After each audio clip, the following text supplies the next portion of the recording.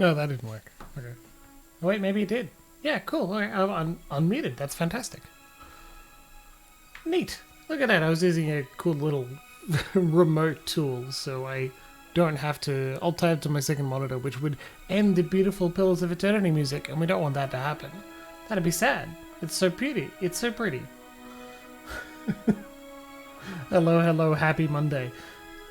And given we, missed last Monday, it is pretty nice to have a bit of a return now, huh?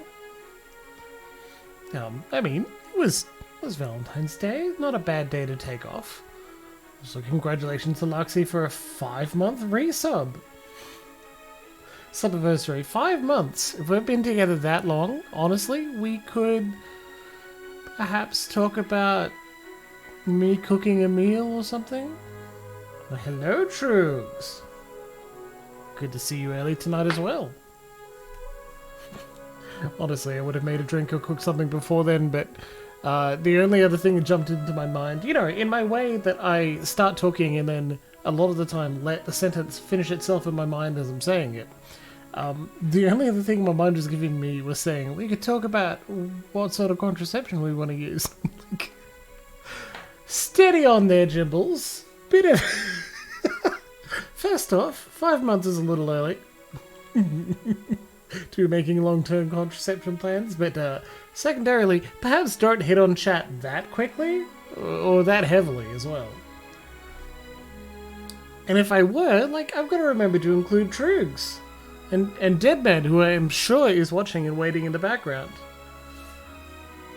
I think, to be honest, between Deadman and I, the preferred method of contraception for him would be abstinence, which is perhaps entirely legitimate, that's for sure, but not commonly included in the list. Yeah, in a turnabout as fair play sense, it is kind of funny that we can summon Deadman by mentioning feet, so that he can yell about feet to me. But it's supposed to... Oh my god, here he is. He can bait me instead of checking.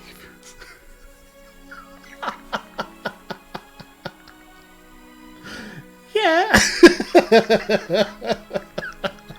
It's much more fun to just bait you out instead of, checking the viewers. That's something, again, I could do, but I'd need to alt-tab away from Pillars of Eternity. A lot of games have in their settings, play music in the background when you're not focused on the window, and Pillars 1 and 2 does not have that option, so it can't let you say yes or no, it just stops. Which is fair, but hey, we have a countdown, it looks pretty important, professional. We could have background music running in the background while the stream is about to start. The Final Fantasy one always gets copyright flagged on YouTube but not Twitch, so I'm a bit more leery to do it, but in the end I'm gonna do it anyway because I think it's just nice. Otherwise people look at the stream as it's counting down and going, am I muted? How loud is it gonna be? I should be running some sort of background music during the wait, so I will. We'll just rely on the game to do it. Why not? Dead man, how could you? Masturbator when it comes to feet. Very funny.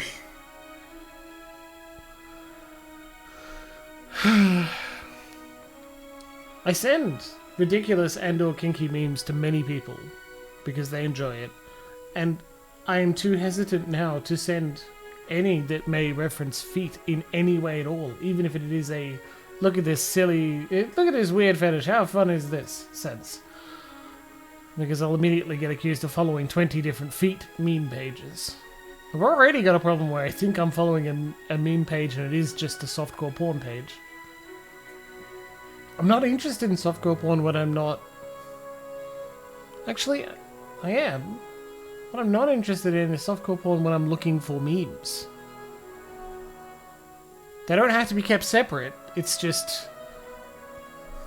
There's something about the expectation as well. I think also I get frustrated by... I'm looking for these meme pages on Facebook because honestly, aside from some small groups, on Reddit, some subreddits, a lot of the memes on Reddit are awful, just fucking terrible, right? So I'm not interested in the ones they've got a lot of the time. And Facebook is pretty good. Like when you're not in a right-wing meme group, which are universally terrible, Facebook memes are pretty good. Especially Simpson shitposting groups, and there are heaps of those. So I go looking there, and a lot of the time it's like we're just skirting around Zuckerberg's like no titties rule, and I don't care. It's got to be funny, exactly, Luxie. It's got to have like actual humor to it. The humor doesn't have to be particularly clever or insightful or whatever. But if it's like a horny statement that is in a pastel pink over a pastel purple background, one, that's not super visible, but two, that's not a meme, baby. That's you being horny in text, which I absolutely approve of, but I can't save this and send it to someone who's looking for a giggle. I can save it and send it to someone who's looking to also be horny.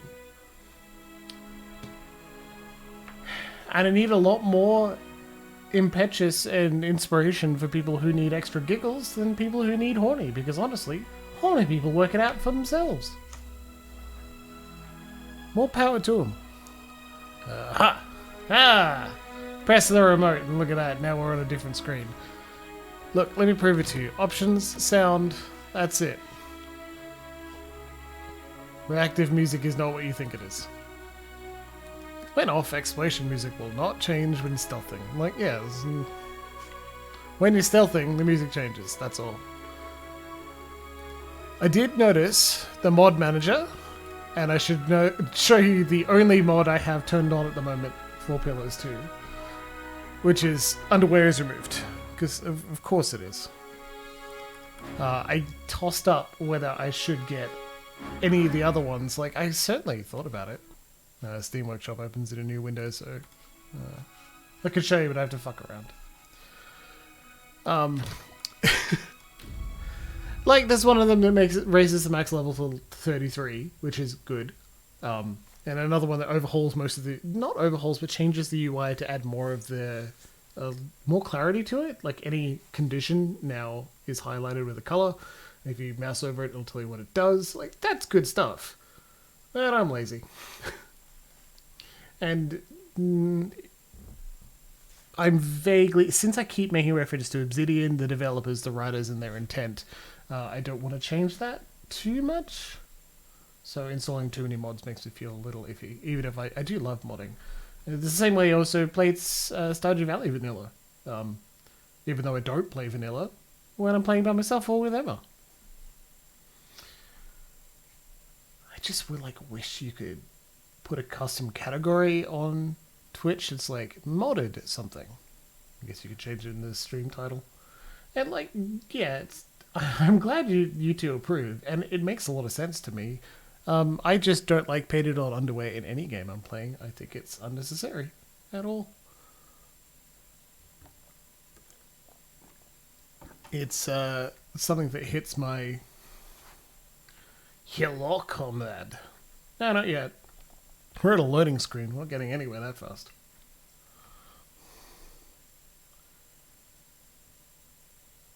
Remember how I say roughly every week that I should probably move it to an SSD?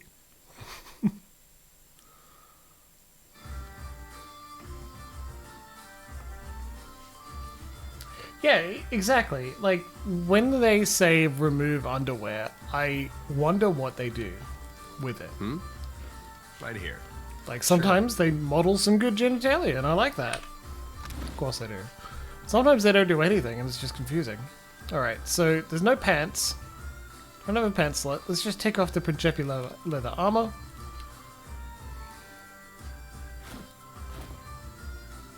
Look at that! I am now banned by Twitch. Anyway, go me.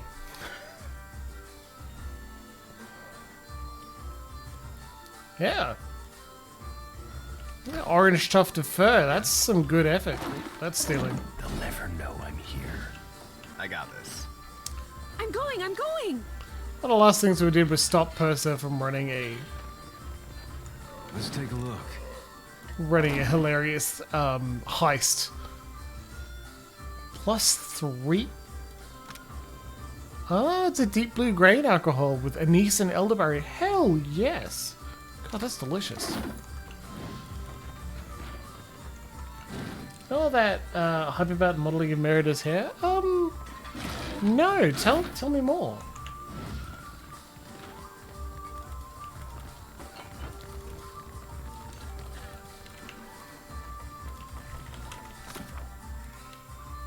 Honored guests, too difficult. Blow the man down for the Principi. Sail to Fort Deadlight. Yeah, we could do that. It doesn't have the danger symbol. 3 levels higher than in character.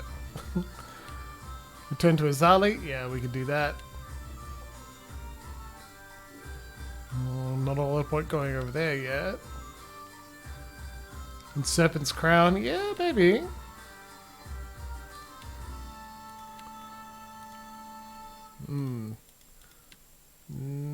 There we go. Deliver the news. We can do that now. Otherwise, we got the children to like... We got the, right. Modeling animated pubes. Very good.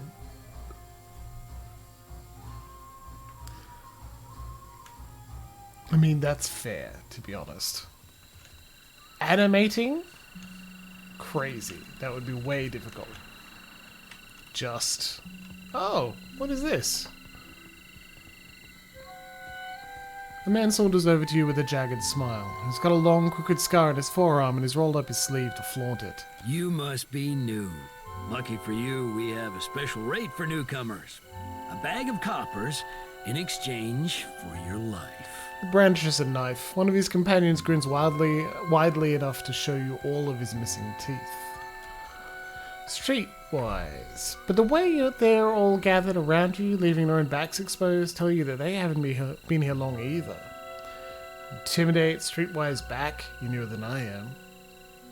Let's use our bluff. That sounds like fun. How convenient. You just walked into my trap. What? Oh, let's do it. This is fantastic. More bluff. Yep, this is my neighborhood. I'm surprised you haven't heard of me.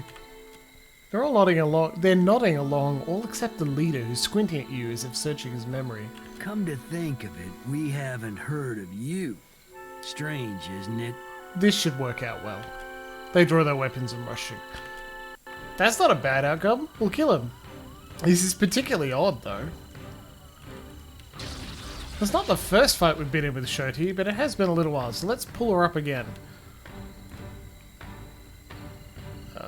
Phantom foes. Yep. Let's make all of them afraid. The range on Aloth's tentacles. Man, you'd think if they're long and slippery, he'd be able to, like, use them a bit more, but no. We upgraded the lightning. That's not very... So now we have her revenge swept across the land. So it's still not super large range, but as a max, certainly hit pretty hard.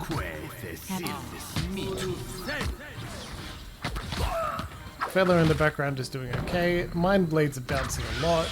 We'll take him down easy. Getting an automatic heal from Shoti, who is... I love that the AI has said, look, Slam is in danger, let's heal him up. It's particularly useful. I'm glad that we've gotten to that. And we get a cool... Oof. Excellent.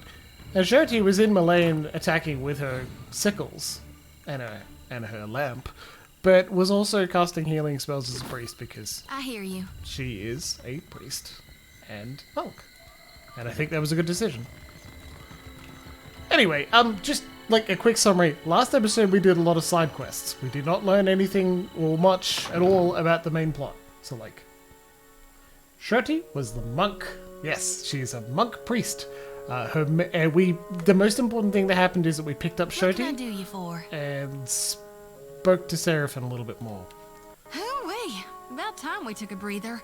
My feet are blistered something fierce. So let's have a little reminder about who Shoti is by having a dialogue with her. She is primarily a priestess of Gorn, which is an aspect of Aethys about reaping.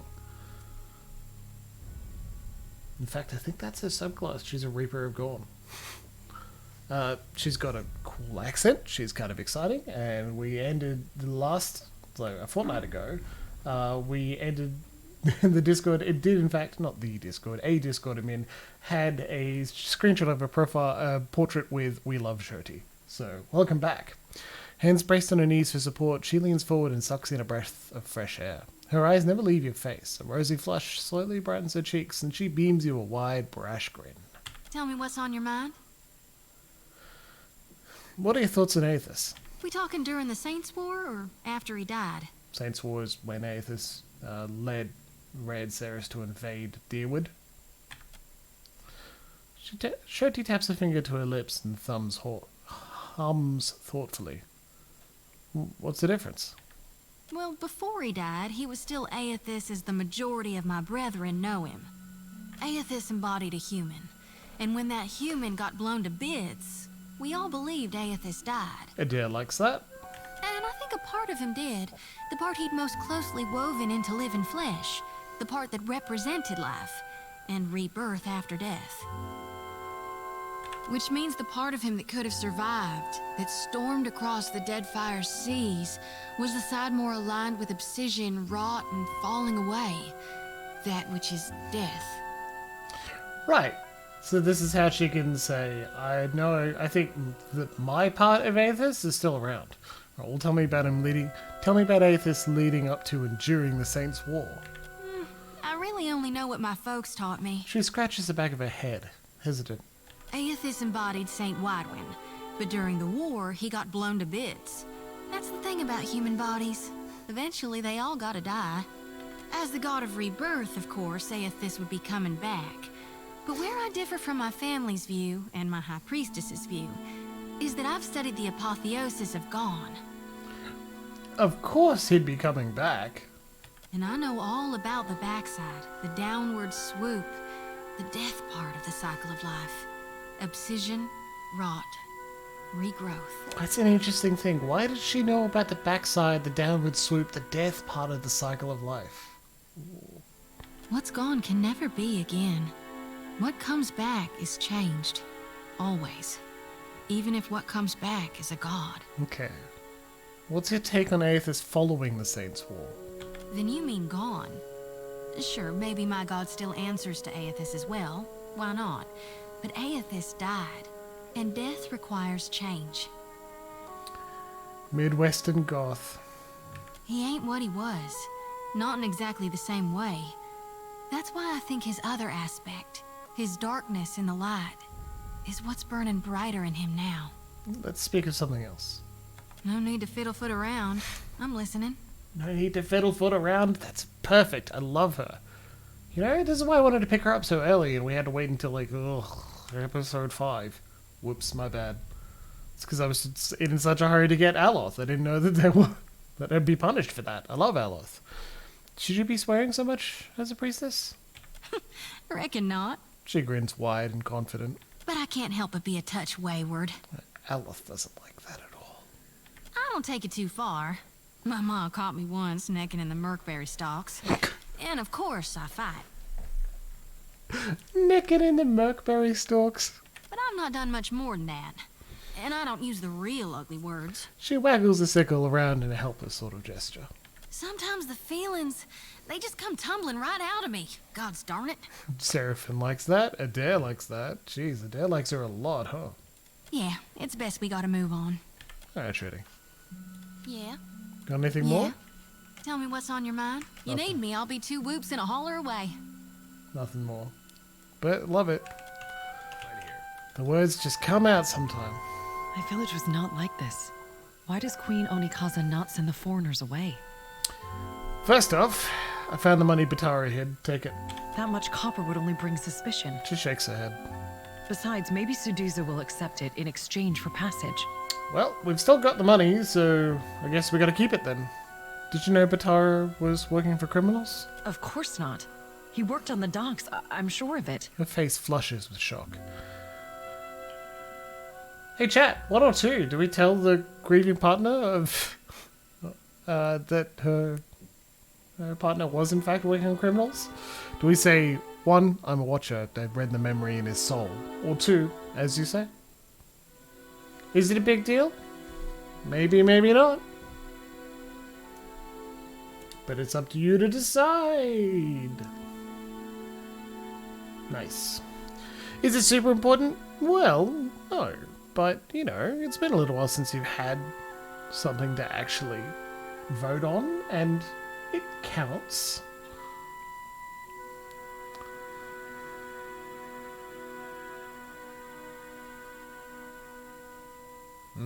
Couple of votes for 2 and 1 vote for 1. I'm gonna say 2 and say, as you say. The Overseer looks for a reason to toss us below 2. Such talk will bring him to our doorstep. She shudders. I spoke with Captain Suduzo about passage out of Neketaka. What say, then? Beerhead listens with cautious hope. The children look on with wide, round eyes. She's agreed to take you all. She's momentarily speechless. Her eyes fill with tears. She drops the reeds as she brushes them away. Sometimes, Cap, you remind me of serving with Romaro, back on a sorcerer. More than halfway to heartwarming. He beams, his hands on his hips, and chest forward. May Amira's winds ever blow sweet for you. We will pray always for you in this life and in each to come. She picks up the 2 infants and hurries the others out the door. Congrats, my friends. We've done something that's strictly a good thing. A mercenary is delayed for a bit of time. That's all. Give me a real challenge. Only dirty rags remain in the cribs. God, it's good to be able to do good things. So, relatively recently, as in Sunday, Leave it to me. I was playing in a really good Pathfinder game. And I do like my Pathfinder 2nd Edition. And in this game, not everyone, but most of the players are evil. Sorry, I said players. I definitely meant characters. Whoops. Okay. Okay. Most of the characters are evil, right? I can't. There's a neutral and there's a good. There's a good champion, essentially a paladin, who is definitely going to run afoul when one of us starts raising undead. And I'm playing a lawful evil monk, and I'm punching people who are weaker than me, and making them not my slaves, because I wouldn't do that. I don't even want to roleplay that. I don't think there's anything to gain from that. But I'm telling them essentially that they are weak and therefore don't deserve respect. Now that's a bit of a stretch for me, so that's the kind of character I'm playing. It's really good fun playing that for a few hours, but then also we jump back into Pillars of Eternity with Slam Shadows, the kind-hearted person. And it suits me better. It's nice. That's what I'm saying. It's nice to be here and nice to play. And finally I remembered which Bardato vs. Valera estate I wanted to go to. We wouldn't have to go through so many loading screens.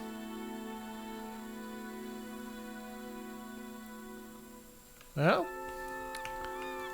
I also have trouble with it because my first instinct is nearly always to be nice and kind. So, I do it occasionally, especially in shorter games where I want practice with it. Yeah. Not easy, that's for sure. Like, Our family can't go on like this. selfish is a good way to put it. Comrades got good advice for you there. My intelligence speaks of agitated whispers in the Valera household. Azali sets aside her paperwork and glances your way. I want to talk about the Valera plot against your house. Have on then, and don't leave me in suspense. She leans in closer, her eyes boring into yours. I found this floor plan of the Bardato estate. It looks like thieves are mapping a route into your vault. Treachery from within. This is exactly what I needed. Azali scrutinizes the floor plan. Now we know enough to sidestep this particular trap. Here, your deserving pay. She sets a bag of coins upon the desk. Yeah, and the Bardato hull. I suggest we allow this heist to play out as intended. We will watch as our enemies walk into a trap. Cool. This will be the end of the Valera's short, ignoble reign in high society. Just talk to Otello. It's not too late to solve this peacefully. It most decidedly is. Look, it's funny that Slam has been embroiled in this politics between these two houses when Slam clearly does not give a shit about either of them. We're just stumbling into side quests and going via routes that get rewards. I have no use for a faint heart. Find me when you come to your senses.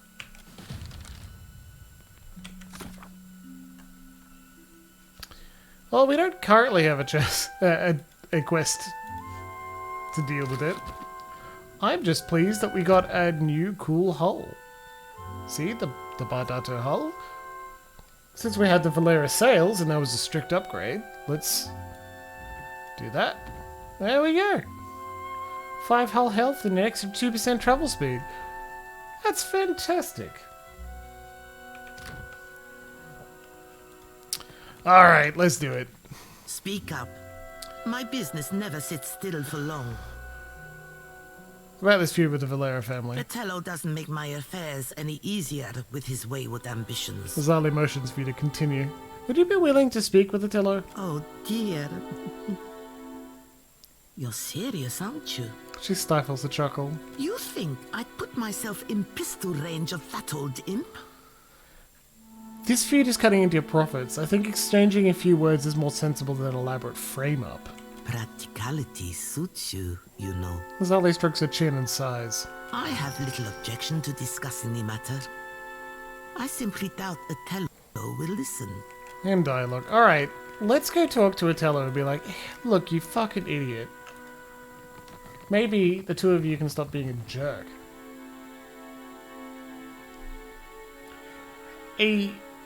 Really, like, if we're giving actual advice on how to roleplay or play an evil character in a tabletop game, the most important advice I can give is it's really important that your character be liked and likes the rest of the party. It's not like a video game, because there are other people at the table that you're going to be playing alongside. You want them to help you in your schemes, or in your evil play in some way, right? So it's good for your character to be like, no, I absolutely like these other people. They're very important to me. And if you're a super selfish evil person, you're like, they help me achieve my evil goals. Or if you're just like a jerk who doesn't care about other people, you can be like, yeah, I don't care about other people. I like these ones. They're different. And not just because they heal me when I'm about to die, but I think they're funny. Taught Laro a lesson, I did. Shut up. And yeah, so like, if you're a sneaky, steely rogue, sneaky and steal not from the party, because that will annoy them, and generally not get you very far anyway, because you are still expected to play out with them.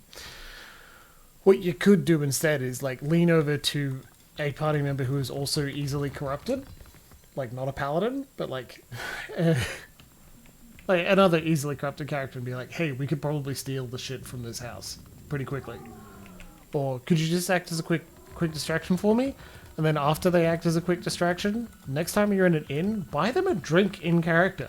You're like, hey, by the way, thanks for that. Here, like, it's not your cut, because I did all the work, but you helped, have a coin. And like, that's selfish, mean, doesn't care about the people you stole from. That's evil.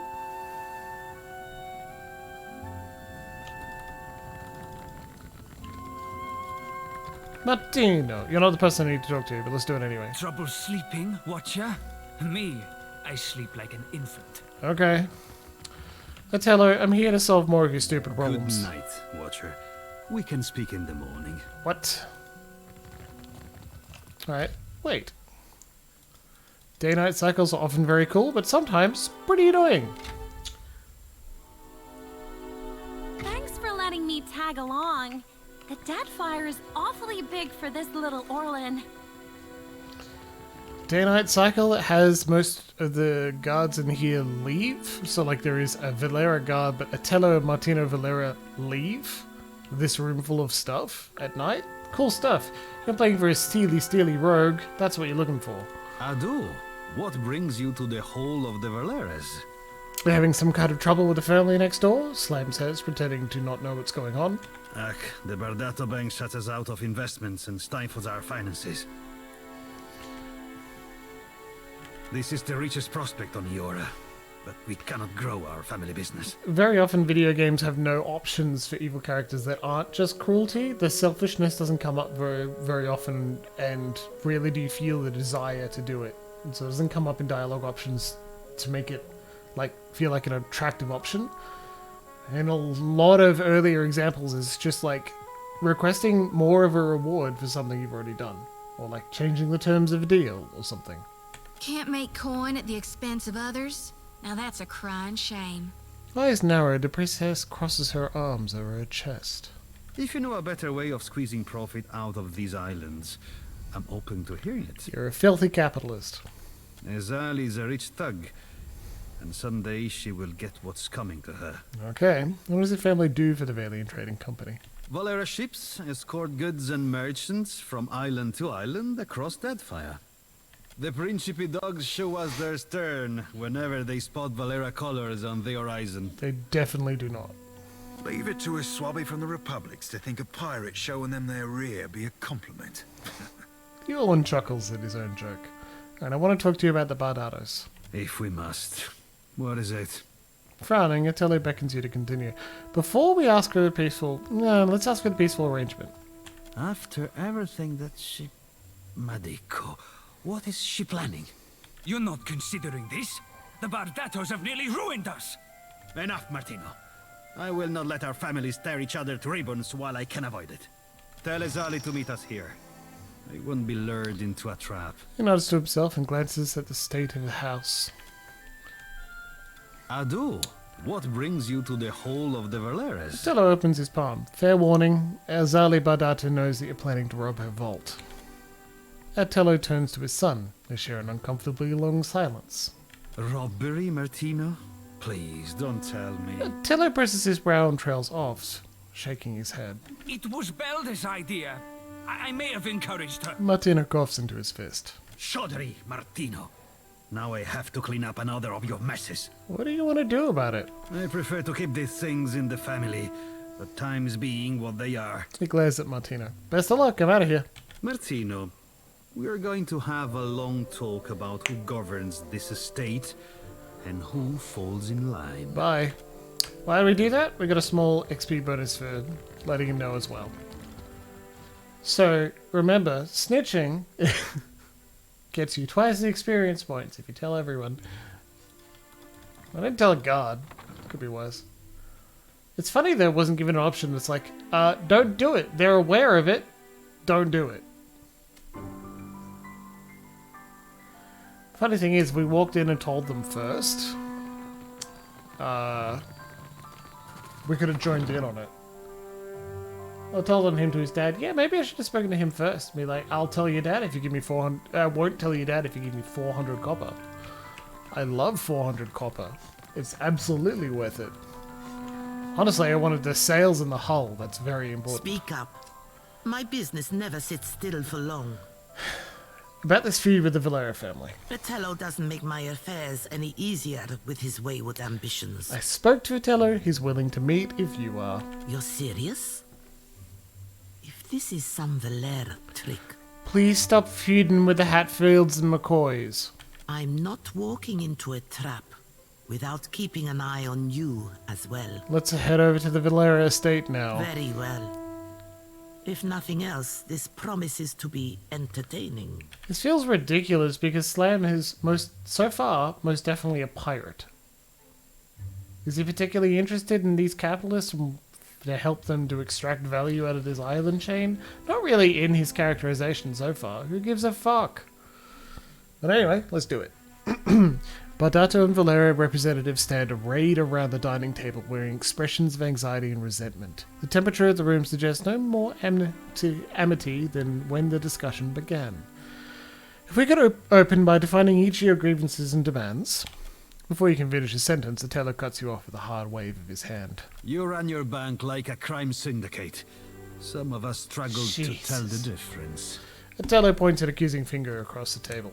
We can take it up with the director anytime you feel like explaining why your children are intimidating my merchants. Zali opens her palms, then, every way composed, she glances over at you and her mouth turns downward.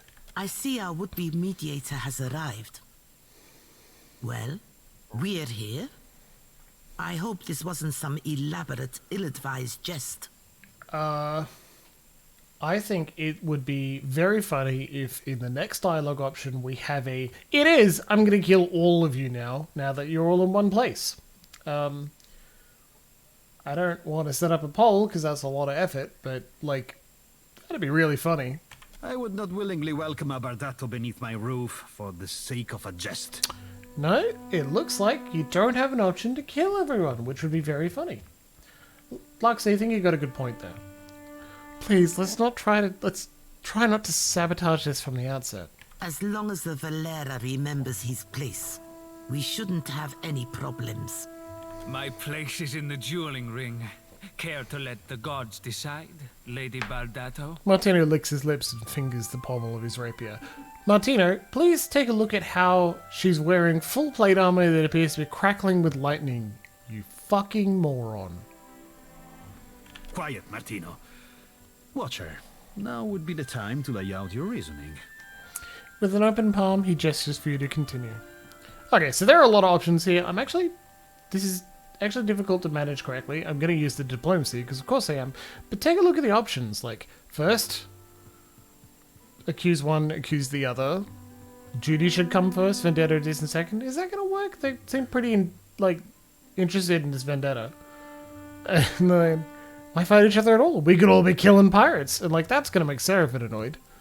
You both have plenty in common. You're both working for the company. You're both single parents. Hey, massive blended family. What do you think? I've met allies of a former enemy before. Actually, wow! Look at that! Number 7! That's what I've been waiting for! Yeah, baby! We straight up can! A plague! A plague on both your houses!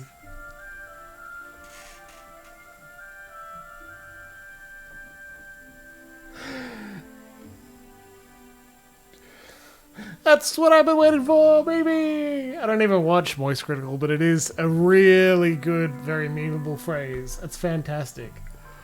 Oh. I stand corrected, very happily so, and cheer you on, comrade, with your no option to kill everyone. Cowards. Well, I guess not. Every other time we kill. We would immediately destroy all reputation we have with the whole trading company, which is pretty funny. But the pirates, the Principi will be like, you what? Wow, thank you.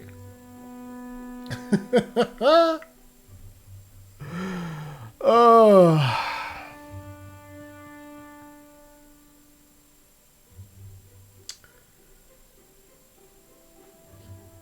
So it almost certainly auto-saved a little while ago, so I'm going to click it and then load, right?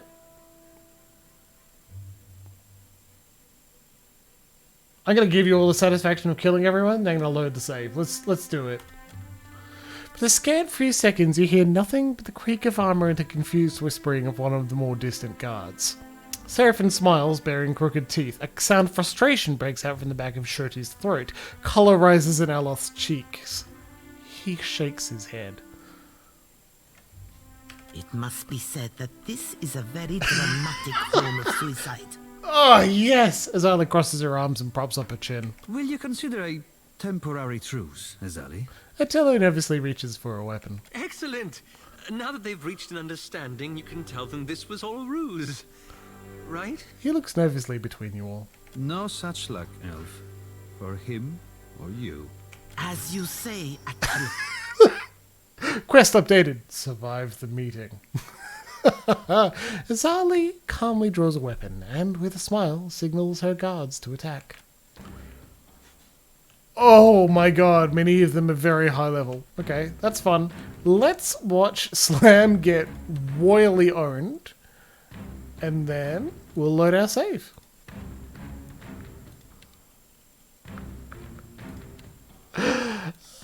Quick, Aloth, cast tentacles very close to you because you're going to need it. See if you can distract him a little bit. Yeah, open with my blades. And then we desperately need... Yeah, because Shodi's not going to make that.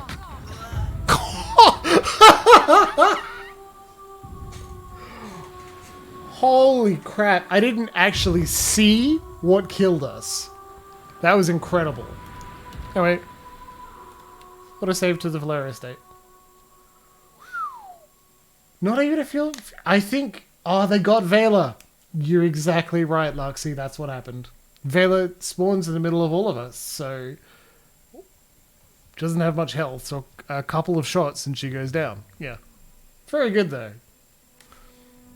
Okay, so we're going to skip through the dialogue, because we know what it says. I would not willingly... As long as the... My quiet, Martino. And start with dialogue. Watcher. Ugh. Raise the stir in the White Marsh Mountains. The same could be done here. So he said, I've made allies of former enemies before. I think we can all pull together into a stronger force. He was like, yeah, made a stir in the White Marsh. Yeah, that's what happened when we got the Iron Flail to not attack. The Vela's Fall meeting room. A force? Watcher? To what end? Azale glances at Otello. Death to the Principi, Rautai, and everyone who stands against us. The only end there is. Profit. Hey, chat. I actually want your choice here. What do you think? A Force Watcher? To what end? 1. Death to the Principi, Rautai, and everyone who stands against us. 2. The only end there is. Profit. 3. The expansion of trade and progress in the region. 4. I want to help the Juana of this city. I'd like the company to be an earnest ally. And 5. Say nothing. They're all options.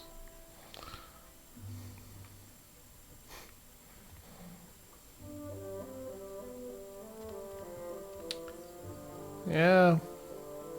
Like, 2 is a shitty capitalist, clearly. And 1, hilariously, is not a great option. If nothing else, Seraphim would be pretty pissed if we're like, death to the people you stand for. Hey, Kelly, good to see you tonight. I hope you saw us just strictly explode in a combat a few seconds ago. It was very funny.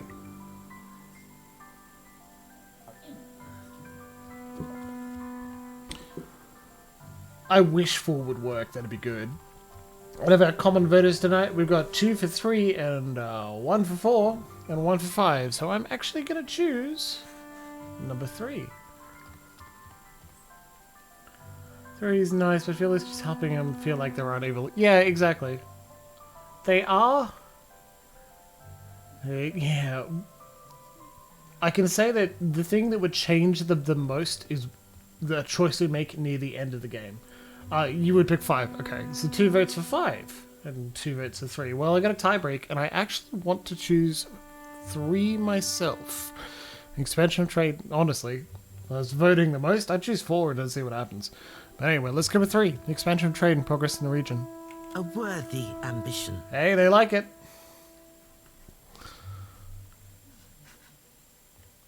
Insight. Otello, you let your children lash out at the Bardatos. What's your goal? My goal? To wring out a little respect from this feud before we go under.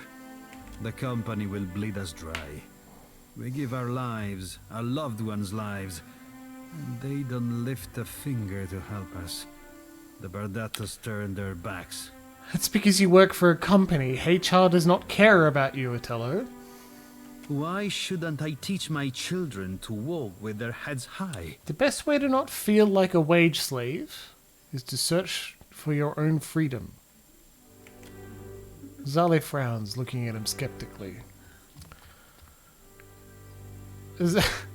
Number 4. Can't you kiss and make up like normal people? Azali, why shut the Valera family out of trade? One does not arm the competition. Besides, lesser people have made more of themselves without the aid of banks. Azale stops herself, seeming for the moment to doubt her own convictions. It's not like you've given them a reason to prove their trustworthiness. For a few moments, Azale only stares, frowning at the surface of the table. Otello glances at you, his brow furrowing. I want the Principe out of the trade lanes. Eat shit. What? Okay. Half of this month's shipments are missing. I'll give you coin and crew for 5 ships to earn back my investment. She opens her palms and awaits his response. 6 ships. With 6, I will drive the Principe from these waters like rats from a fire. Otello straightens his spine and nods with confidence. Even money says the Principe already be shaking in their timbers at the raw thought of your 6 fish-staking ships. He snorts. You think yourself the first to underestimate us, little one? Otello chuckles to himself. Don't call someone of a shorter race little one. In fact, don't call anyone little one unless you know it's going to make them happy. 6 ships. I believe we just made a deal, Valera. That also goes for children. If a child doesn't want to be called little one, little buddy, don't do it. Like, easy rule, man.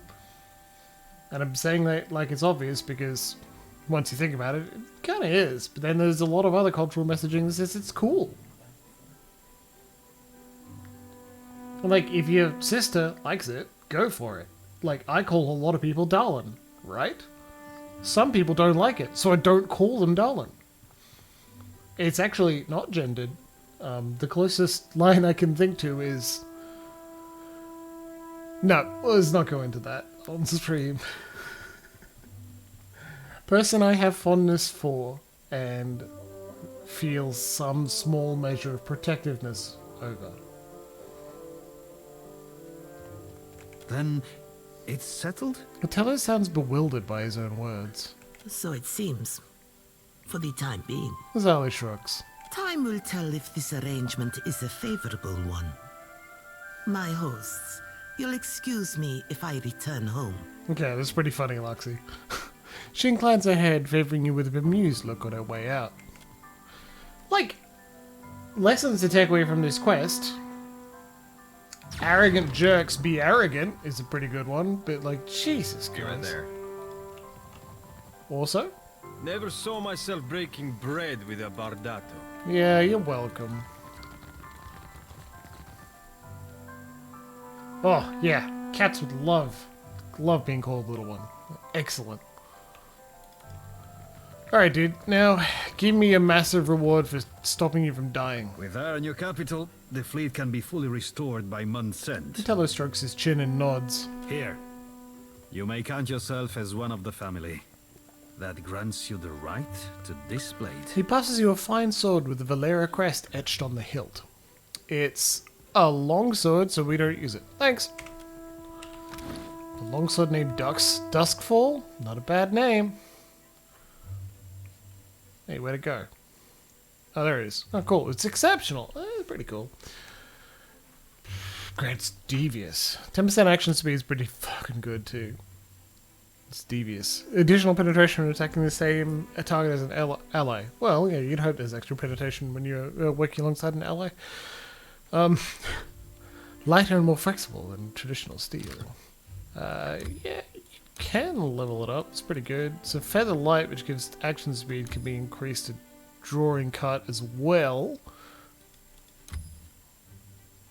Deflection or damage. Misses extra crit. Yeah, okay, so that's actually a pretty good sword. Pretty good indeed. But in the same way that we have a gladiator sword that's pretty good, we're not really using sword one-handed. We don't actually have anyone who uses swords. But does not our good friend Adair? No, he uses sabers. However, I think we should give him a sword. We do like Adair dual wielding. And this is also a saber, said Drogo's skull. It's just also a torch. That's a lot of damage on that sword. That's very good. Okay. It's a very roguey blade too. Grats, my dude. Battle axe and blunderbuss. Excellent.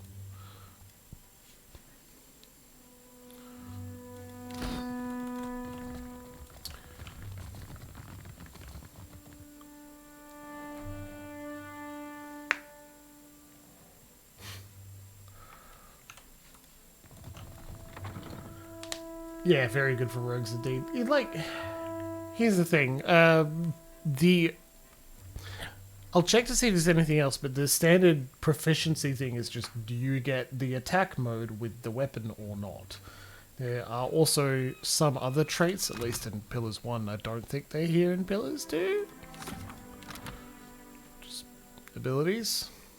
Give me your abilities.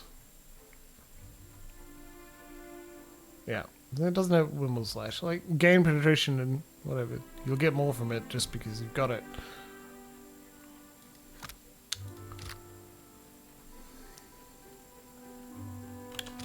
What do you need? I need to open your ability screen. I don't know why I can't. Alright. Nope. Alright, let's get out of here. Further up, damn it.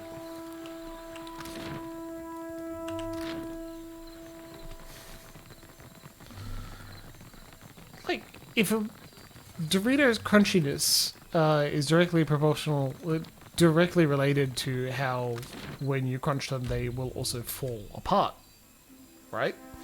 And that makes it a little difficult because, like, I'd love to have a very large Doro and eat it, like 2 hands or something. Like, have both of my hands are, but sadly I get a feeling that I will bite it in a bit and it will shatter in many unexpected places. That would cause quite a lot of mess, and I think that's the only downside. For someone who talks so much, you seem to care about very little. Oh, apologies, lad. Didn't realise we'd be only ever speaking of subjects deep and meaningful. Oh, don't strain yourself on my account. This is a smaller map, which is nice, but it involves a lovely bathhouse and a Water Shapers Guild, which is fucking gorgeous.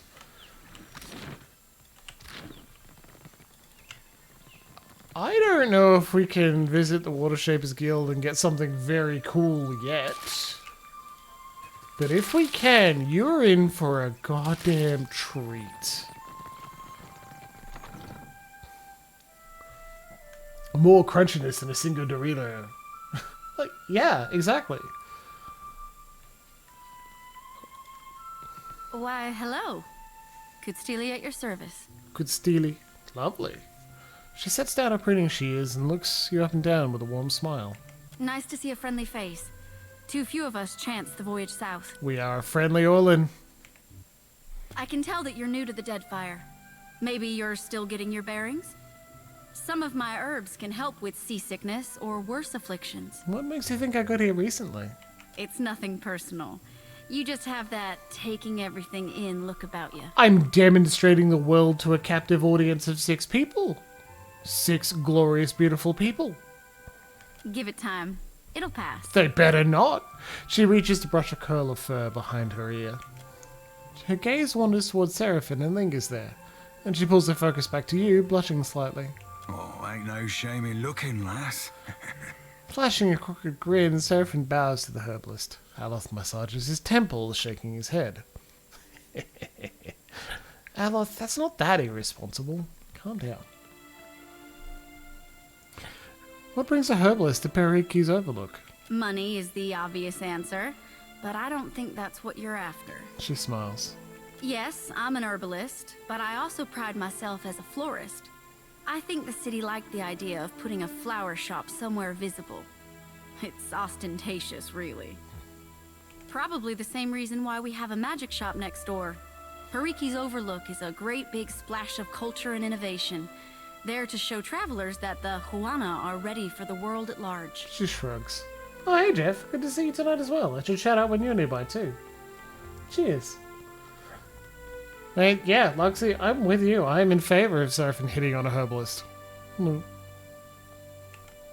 Show me what you have for sale.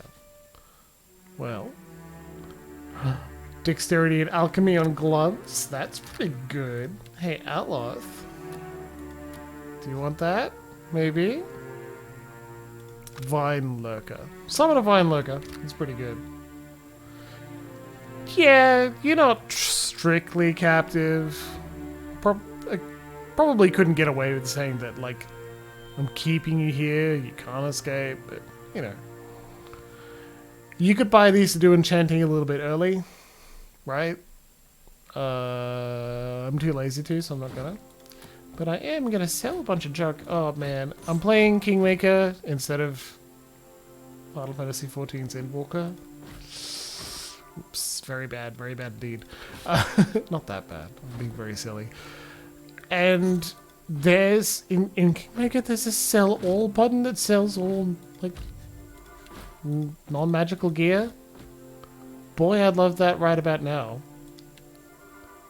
Filter out is probably a better way of doing it too. Definitely don't need any of the non-magical clothing. No unequipped magic items, which is pretty good. Leave the food and drink. Definitely leave the pets. Those can stay. Might as well keep those, right? Not selling the captain's quarters and menagerie. And at this point, it looks like we're only giving a small amount of money now. I actually think it's Shoti who has skills in alchemy. Yep, there it is. You get a dex bonus and an alchemy skill increase.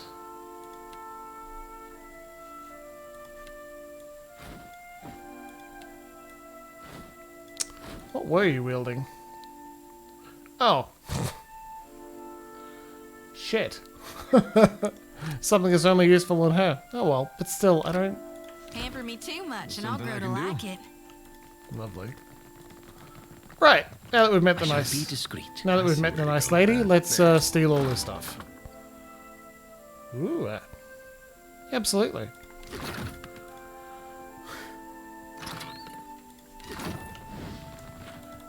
Did we just get a cowboy hat? Oh, baby.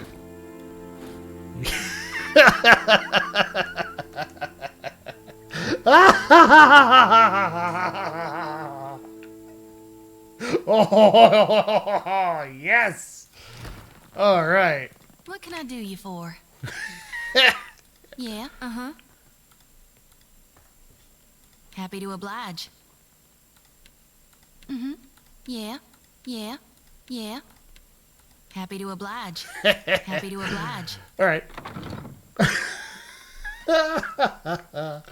Oh, I might have to mod to get Daisy Duke somehow, but we'll see what I can do. All captains are warned to avoid the Adra Colossus. The Dark Cupboard. Hey, Imp. Dark Cupboard on west side. Eh? Anything more to say? Or? The Imp screeches and gestures towards a shop to the west. Alright, well, here we go. Happy to oblige. Yes.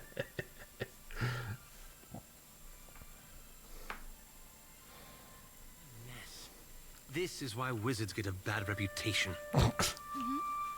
Uh-huh. Pretty sure if we loot that, both of these will kill us very quickly. These exotic spices sting your eyes when you lean in to examine. I got nowhere else to turn. Stonehill is going to kill me. Don't drag me into your mess, Berteno. Not again. Then you leave me no choice. I'm sorry. Hey, come back with that. Madiko!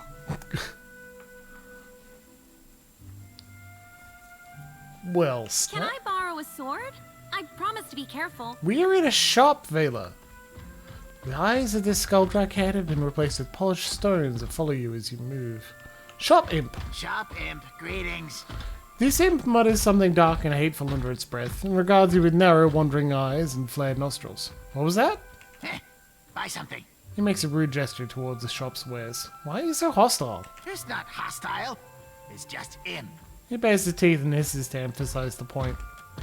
He aims a fearful glance towards Facina and lowers his voice. Is Imp and is sad. His expression falls. New sags, wrinkles, and edges grow definition. Facina spends too much time away from shop, leaving me to fend for self. His bad enough master won't let me leave stupid shop. So you're not angry at all, are you? Imp's complicated. Kids think we have two big emotions, angry and happy. He smacks his lips and stumbles on the longer, more nuanced words. But Kith can't smell Imp spray. Jovial spray. melancholy spray, creative spray, imp spray all over everything. To accentuate the point, a little puff of foul-smelling effluvia wafts out of an orifice that was not evident a second ago. Why do you think Facina spends so much time away? She hates her work, hates Archimere, hates me. Reason enough. He counts on each finger, then balls his claw into a fist. Back to my other questions. Go on, I don't care. He gestures for you to hurry. Show me what you have for sale. A spell book that's worth more money than I have? Alright, fair enough. Jeez. Otherwise, caster gear, lots of scrolls. The spine of thicket green. 10 accuracy, fire. This is not bad, but look, honestly, no. We'll work this out later. Even if they're named amazingly, the Grimoire Vaporous Wizardry. You can steal from all these sort of things if you're real brave, but you will die. Hey, Facina, what just happened? That flaccid batso.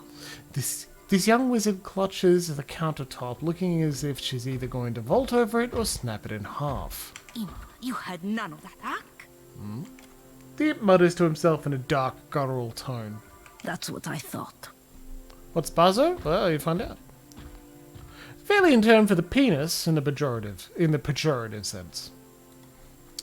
So you just call him that flaccid cock because, you know, he stole something. What am I going to do? Think, Facina. She grabs a fistful of her hair and sighs. Looks like your customer forgot to pay. Ah, very funny. Berteno just took Rokawa's fingers, which is no joke to me. He must have wanted to raise some fast coin. Archimere will flay me alive over those damned gloves. Facina cradles her brow and groans. Archimere? Well, who's that? Archimere is an archmage of worldwide renown. The spells bearing his name focus largely on illusion and pain, qualities that he prizes in his personal life and teaching philosophy.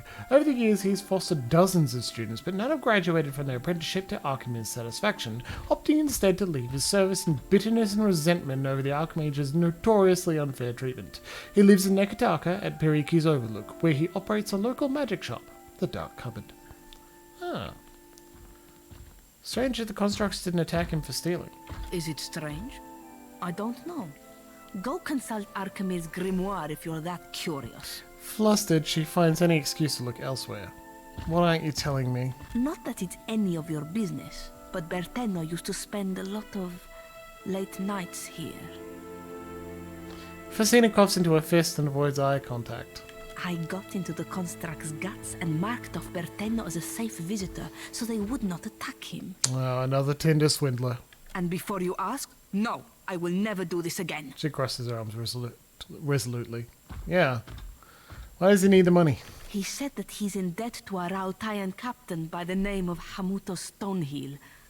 By all accounts, a deadly serious man. Generally, Rautayan captains are deadly serious. Last one we spoke to was. Alright, well, why are these gloves so important? You do not know Archimere, do you? He is as cheap as a Wodican clerk. Yeah. Whatever he loses from those gloves, he will take out on me. Somehow. I'll get those gloves back for you. You will? If you are expecting some payment or reward, I do need to keep this under wraps. Let's say I'm doing my good deed for the day. If there's a burden on your conscience, then I am not opposed to you offloading it on my behalf. That's a little cynical. I do not know where Berteno fences his goods, but he mentioned an appointment at the Bra Citadel docks. Facina bites her thumbnail and glares at the door, seeming to wish it would burst off its hinges. Hamuto Stonehill must be as dangerous as he sounds, or else Berteno wouldn't be so panicked. I wanted to talk about Shop Imp, your little co-worker. I hate him from horn to hoof. More than once I've caught him smearing feces all over our selection of cloaks. Okay, well that's pretty gross, dude. Not that this should dissuade you from buying one. She coughs into her fist. Yeah, maybe I won't now.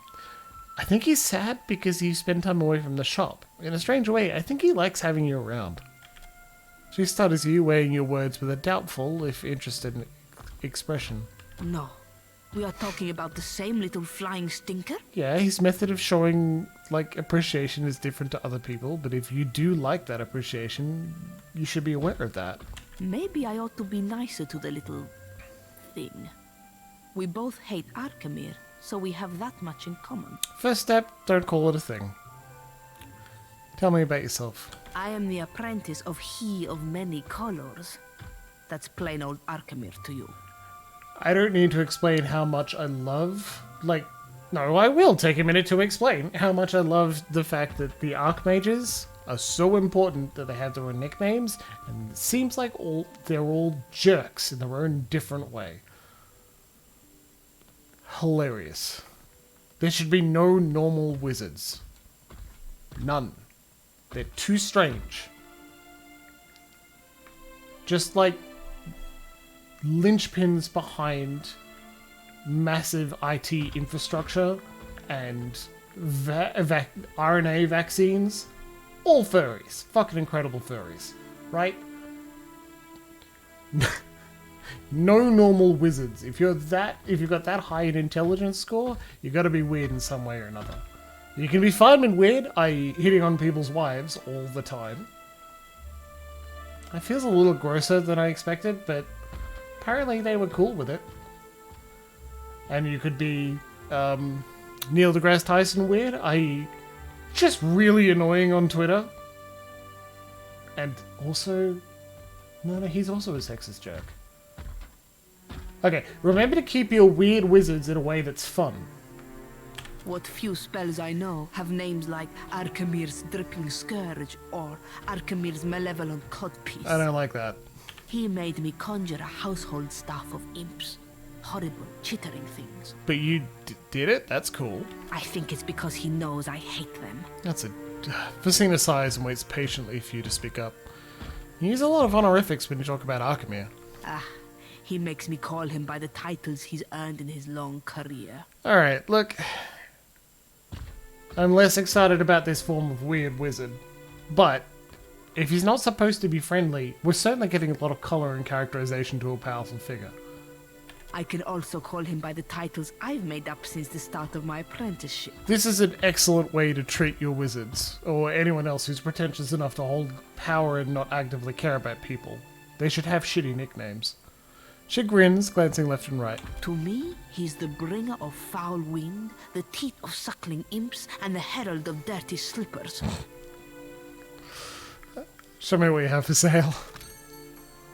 Ah, it's the same thing we could have bought from the imp. Lovely. There are also Gwyn's Bridal Garter, 1 Constitution, resistance to dexterity afflictions. Lovely. Fortune for a pun, good sir? Ifrin. Salutations. Do you wish to hear your fortune? Yes, let's talk to the fortune teller. The puppet in the box cocks his head to the side and stares at you with a vacant expression. He taps the metal slot expectantly. I wish I was big. He opens and closes his mouth, his eyes shifting left and right in a manner that seems purely mechanical. I don't know what you expect me to do about that. Apologies. But thank you for sharing all the same. Let's give a copper. I'd like to hear my fortune. The puppet's eyes close and he steeples his fingers. You hear gears whirring and clicking inside the box. His eyes reopen, this time with an amber glow. I see a house. 4 walls, a ceiling, a floor. All wood.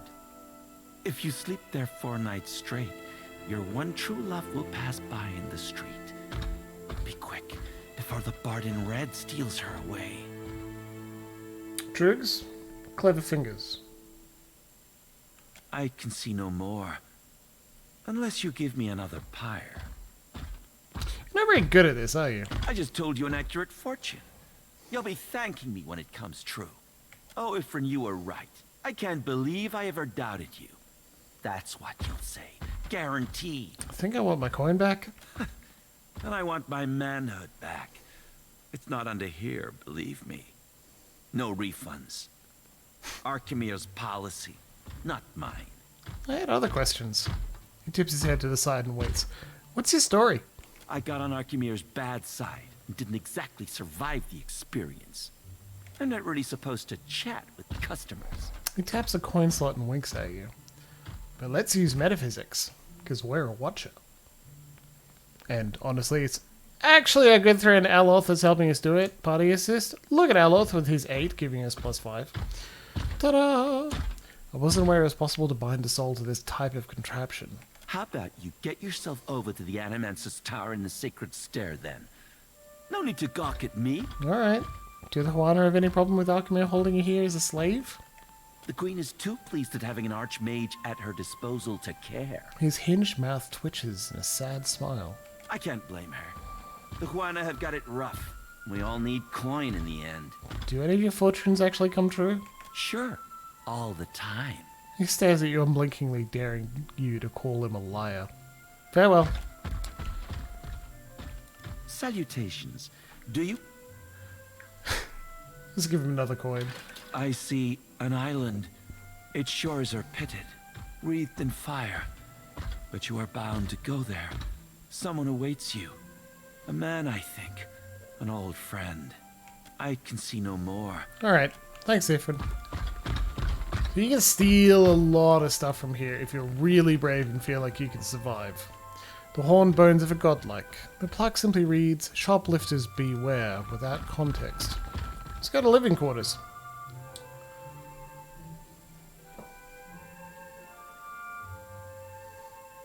Up we go! And what do we have here? A trap? Amazing. Lord's foot and an heavy bullet are This calls for a subtle touch. There. What is it? Disarm, unlock, troll hide bell. Amazing. You don't already have a belt? Yeah, there you go. 15% stride, 1 survival. Very cool. However, how about health? Because you are on the front lines and dying all the time. Healing down 1 alchemy. That's pretty good. Except you don't do either of those, so let's instead give you survival. Is not going to help too much, but stride, pretty useful. You need alchemy though. Now look at our alchemy of +8. +8. It looks like these stack now. They didn't in Pillars 1. Pretty good though. Right. What can I do you for? Let's keep stealing shit. Watch and learn. Facina's journal. Alright, I feel mean. The misery of this apprenticeship. Medico. Alchemy saves only the most tedious errands for me. If I'm not going to learn anything for this trial, I must find some way to steal enjoyment from it. Whenever alchemy claims to be deep in study, I will find him wandering the halls wearing an illusionary face to trick his imps. Fools him every time. Sometimes I think he came to the dead fire to be alone with these nasty things, and he spites me for getting in the way of his fun. Shortly after he left town, I stole one of the robes he keeps in his bedroom. The imps thought I was their master, fed me cheese and ale for the rest of the afternoon. Of course, I returned the robe when I was done. Ugh, maybe it's not too late to start enjoying myself. Cool! Go through the window. The window overlooks the streets of Periki's Overlook. The second floor of Archimedes Manor is just across the way. The right tool and a practiced throwing arm could make crossing the gap a manageable feat. Leave! Why? Because we're going to come back and do that later. Is Aloth a weird wizard? Yeah, he's a weird wizard in a very straight-laced and reserved way. I think that's even funnier in some way. Like, this man has the power to throw fireballs in combat. Lots of them. He summons tentacles. And most often he's disappointed by people he's put down his life to protect a couple of times because they're not quite as reserved as him. That's weird. You look thirsty. A drink, sir? In a currently rated. Quench your thirst on the way up the mountain? Amata. Yeah, Amata inclines her head and gestures to a wagon loaded with kegs. What do you serve? Spirits and the like? No one this side of the slope will scorn you for a little indulgence. She smiles. Yes, we're good fans of indulgence here at this stream. Between us, folks tend to linger and spend coin in Perikis when they've had a few. Good for business, I say. Show me what you got. Infinite ale, infinite grog, infinite lager, infinite milk. Please let me buy 50 milk for no reason. Yes, please.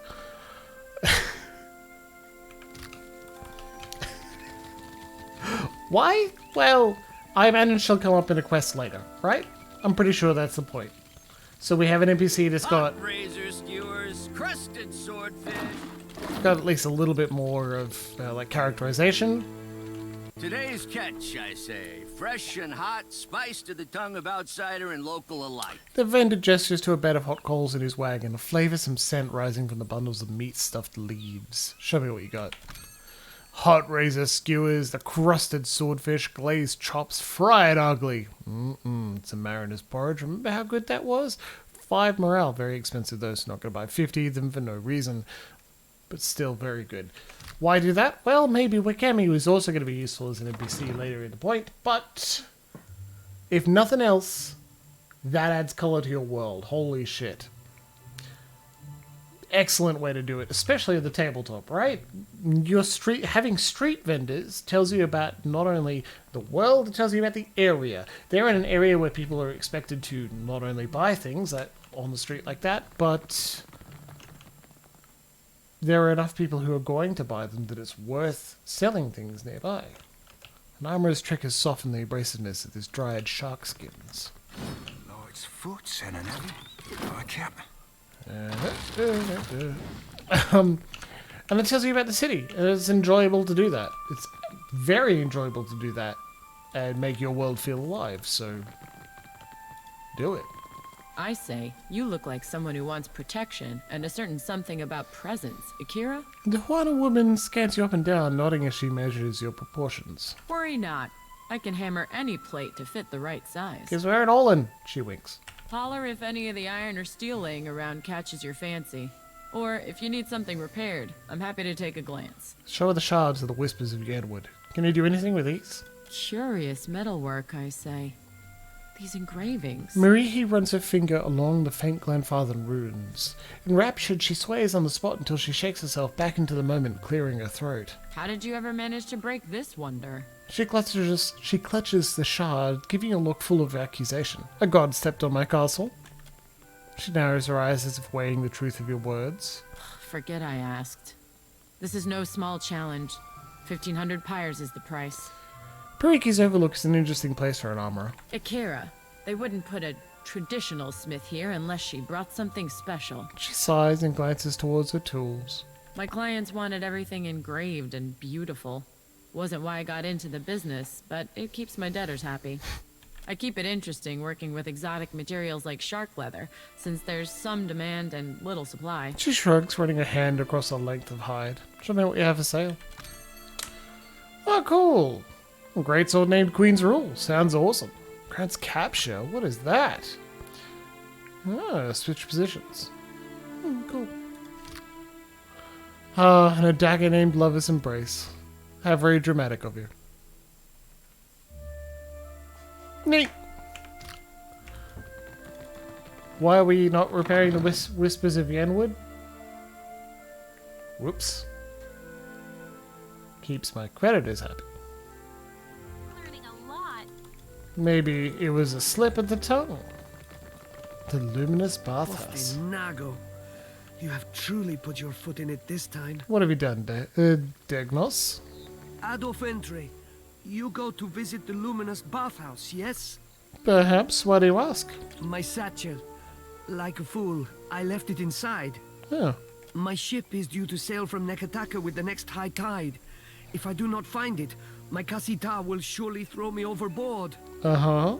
Merla, I cannot swim. A look of horror spreads across his face. I would go by myself, but the guards, they bar the doors to me without my Kasita present. They think I am a thief. He stares at his feet, his hands an anxious twisting knot in front of him. Why can't you ask your Kasita to retrieve it then? I would rather her not discover my incompetence. His eyes dart to the side as if looking for something, or someone, just outside his vision. I'm sure she's well aware. He bites his lower lip, uncertain whether or not to take your words at face value. Are you a thief? No, of course not. His eyes widen in fright as he waves his hands frantically before you in a warning gesture. I can help you find it. Gelade, you mean it? Agrasima, I am in your debt. The air of misery suffusing him lifts up for a moment. His eyes grow wide and he grins. You notice a light sheen of sweat on his upper lip. He shifts his weight from foot to foot and stares at you intently. There is, one thing. Madiko, how could I have forgotten? He tugs at the collar of his shirt as if he's suddenly much too hot. If you could, do not open the satchel. The contents are... The information is... He searches for the word. Proprietary. You understand? I would never! When I first saw you, I knew you were a trustworthy sort. I knew. Adir likes it. Seraphim likes it. Shorty likes it.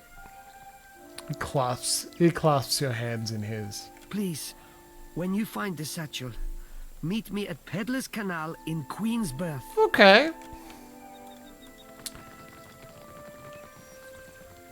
In we go. Let's go to the bathhouse, ladies and gentlemen. It's not the first time for Slime Shadows. It won't be the last. Also, it is 10 minutes until break time, so everyone in the VODs, get ready to click forward a couple times. Everyone watching live, remember, get ready to have a nice stretch. We'll return in a moment. Also, looks like no one's wearing underwear. I love mods. I love mods so much. Or, worth the price of admission and more. Remember, this stream... you told me to cover my eyes, but I'm not gonna. Actually, Vela, you probably should. So we're reminded that the stream is 18+. You're greeted by a tall, carefully composed man. The crescent moon in the center of his forehead glows faintly. Up close, the careful tailoring of his opal-adorned robes and their immaculate cleanliness speak to a deep well of vanity. Welcome, welcome. I am Ganor, owner and proprietor of the Luminous Bathhouse. If there's any way I might make your visit more comfortable, you need only ask. He clasps his hands and bows, a playful smile tugging at the corner of his lips. What do you have for sale? Oh, we can go to the moistened cave. Yes, please. Those are actually pretty nice. They're not amazing. Like, these are non-stat bonuses. I like the stat bonuses more, but pretty good. Lasts for a full rest for 25% beneficial effect duration. Lovely. I don't remember how old Vela is, but it's not very. My friend, you return. If you require anything at all, you need only ask. I'd like to try your bath. Of course you would. Just speak with the steward near the stairs. He will make certain you are treated well. Do you know a boy named Degnos? Casita Vetta's servant? The irritating one? Yes, he was here tending her just a few days ago. And Gainer waves his hand dismissively and rolls his eyes. He left his satchel a few days ago? He tried to sneak into one of my rooms and told me a pathetic sob story when he was caught. I had the guards toss him out on the street. He smiles, well satisfied with himself. Farewell.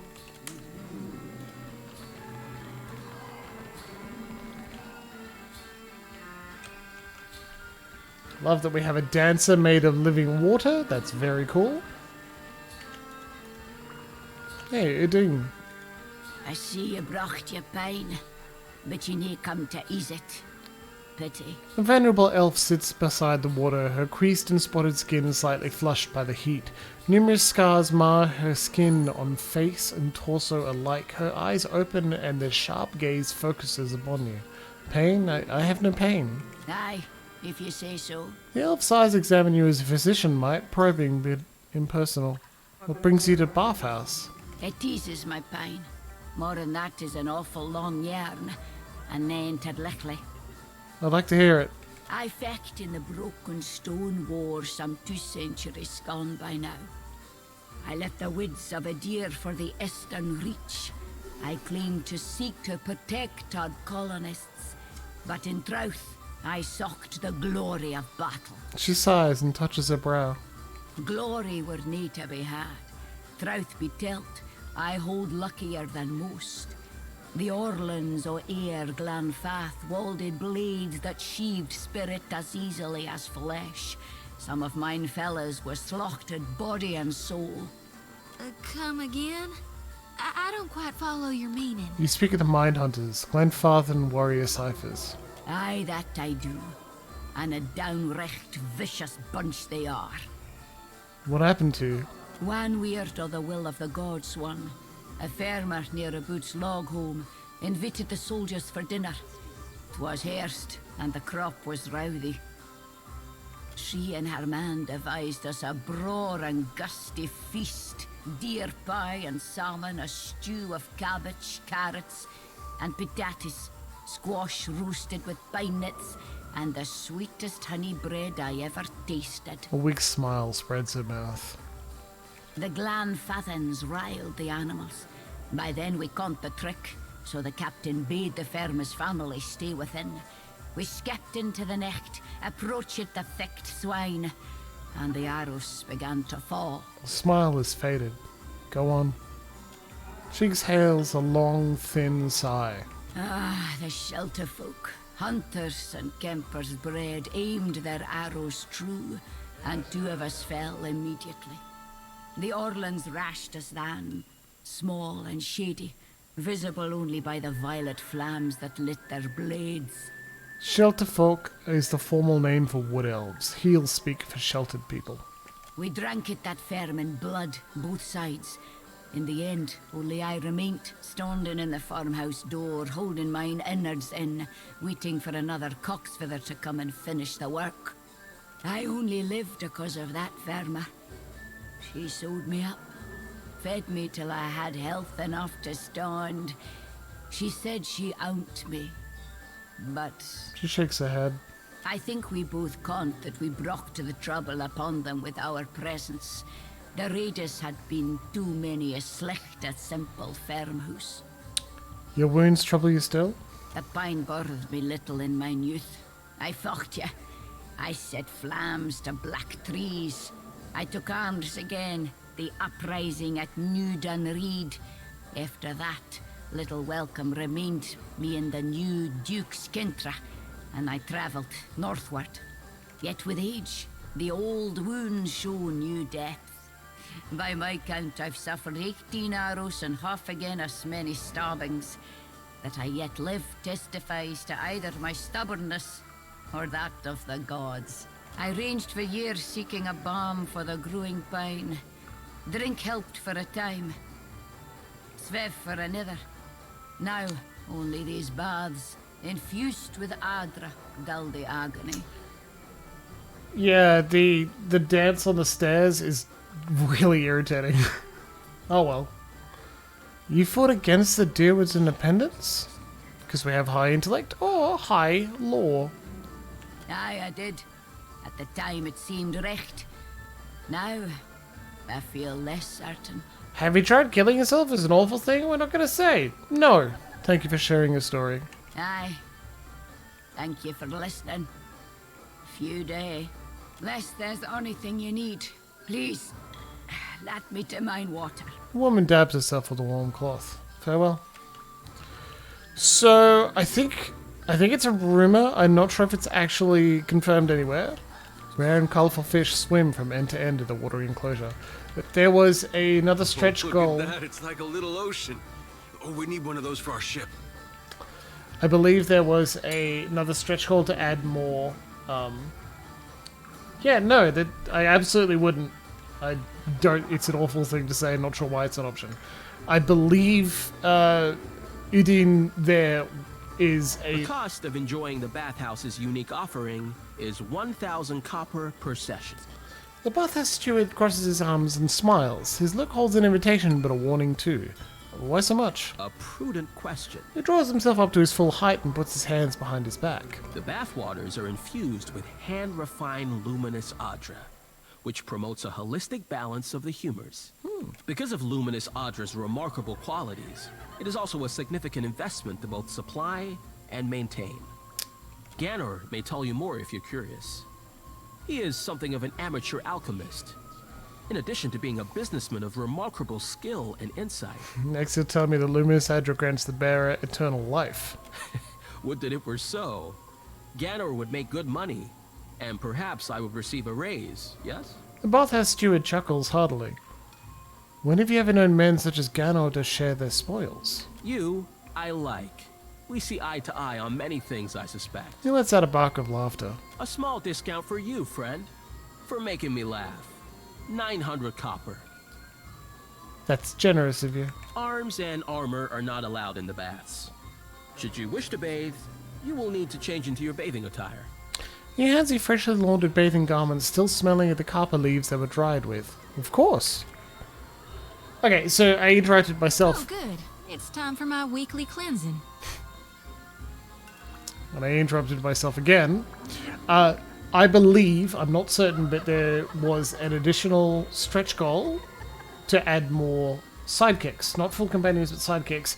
And I believe Udine was written as a potential benefit. And she would be an old warrior you could pick up. She's like a fighter, not a barbarian. Uses uses a bow. And that would have been cool. That's why she's voiced. Except my tongue. Kinda hurts. Yeah, alright. Have a great hockey tonight, Trooks. We'll catch you later, and we'll see you in the VODs, okay? And everyone else, we're going to go on a break. So we'll be back in 10 minutes. We'll be probably back at 8:41, because it's just a little bit after 8:30 now. I'll be back with a lovely drink, and we'll see you soon. And reconnected. Break time.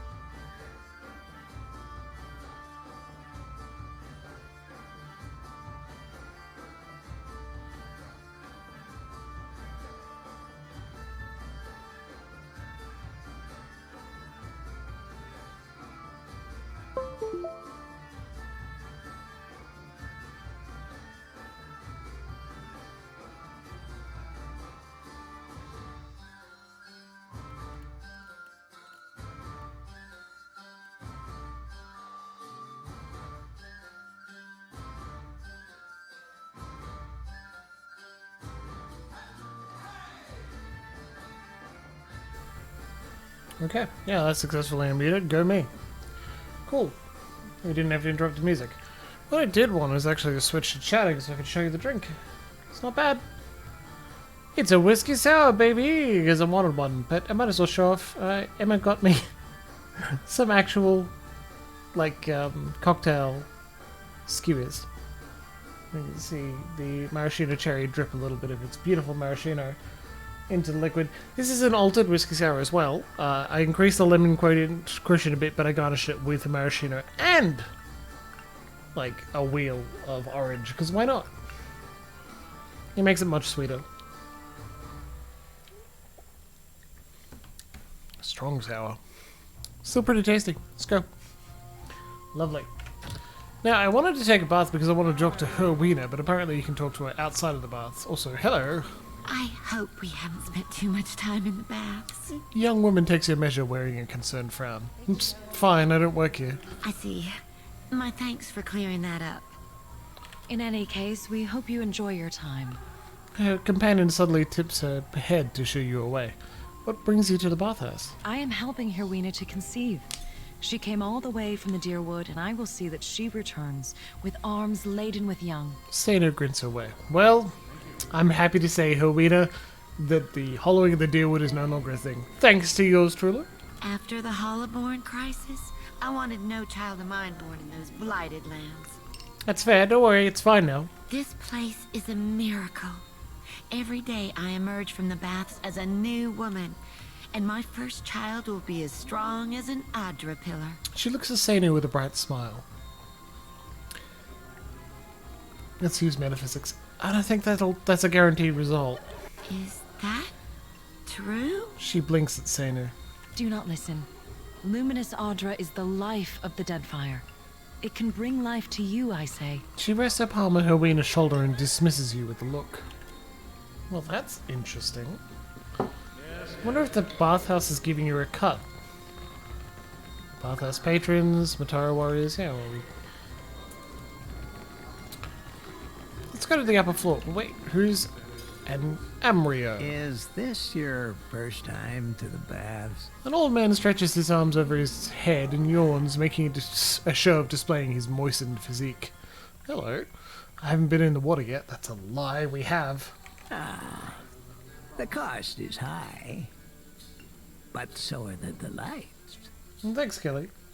Like, I love making cocktails. That's why I do it as a break, and it's a Monday and Wednesday night treat. Sometimes I don't always have, like, the patience to do it. Sometimes I'd just rather have a beer, but a very lovely compliment that Games from the Wildwood once sent me is that the YouTuber How to Drink and Greg reminds them of me. And I'm like, wow, that's amazing. Because I really like Greg. Whenever he gets political about something, I love hearing it, so fantastic. Plus, you know, they're such a beautiful show of indulgence and pleasure, and an excellent way to, like, learn to improve pleasure through experimentation and practice, because your first alcoholic drink is not going to be enjoyable. But after you've learned what you like, practice a little bit, tried a few things, helped others, asked for assistance, and had people to show you what they like, it's better. That's important to me. It's not just being drunk, it's the social aspect, and I appreciate. So I took a bar course. And now, whenever I feel like it, sometimes as presents for people when they're hosting parties, I will bring my bartending kit, I will make a quick little menu for them, and dole out some customized cocktails. It's lovely. It's also incredibly wanky and pretentious, but yeah, that's also me. Heartfelt pretentiousness. I might have the skin and bones of a retired scarecrow, but the waters bring youth back, where it counts. He studies you from under a lowered brow as his knees begin to drift apart. Go on. Nope, you can stop that right now. All and only. No, my eyes! For you genuinely believe I needed to hear and see this. Hey chat, what would you like to choose? 1, 2, 3, 4, or 5? 1. Go on. 2. Nope, you can stop that right now. 3. No, my eyes! 4. You genuinely believed I needed to hear and see this. And 5. I should go right now. Oh, dead man.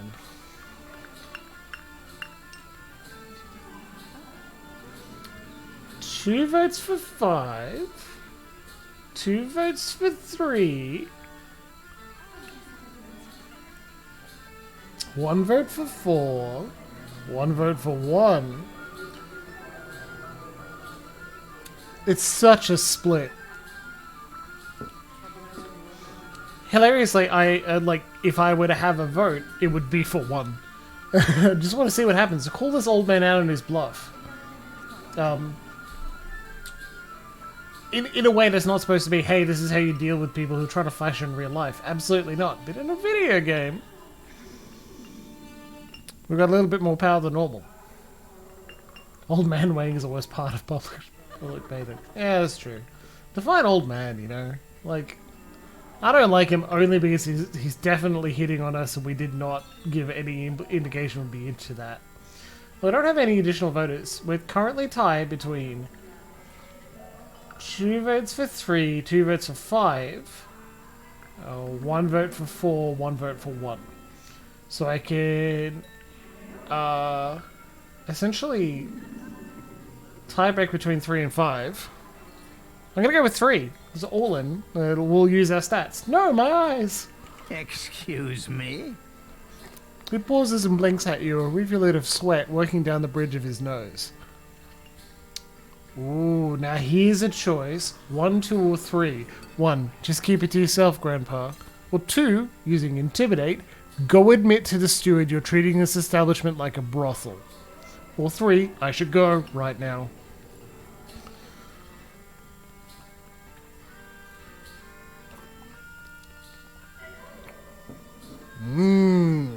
Good call, dead man. Another vote for 2 from Loxy. Another vote for 2 from Comrade. Yeah, I like this as well. Oh, and another 2 from from Golem King. Okay, I love it. I'm gonna hit 2. I should note, this is probably what happens when you have a woman on your writing team, or just not a dude. Because at some point, a writer is like, hey, there should be like a creepy old dude who hits on you in the bathhouse, right? And then a woman's like, yeah, okay, but remember, there should be a consequence for that. Especially when it isn't just like, I'm going to beat up someone. Like, there could be a violent response. It's like, alright, we'll just kill him. And that doesn't have closure on this one. We want to tell him off for doing a bad thing. In a way that you could do in real life. 2, go admit to the steward you're treating this establishment like a brothel.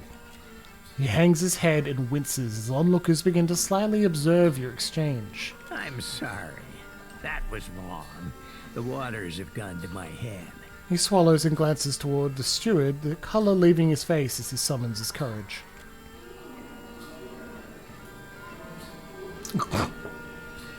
Very funny, dead man. I like that a lot.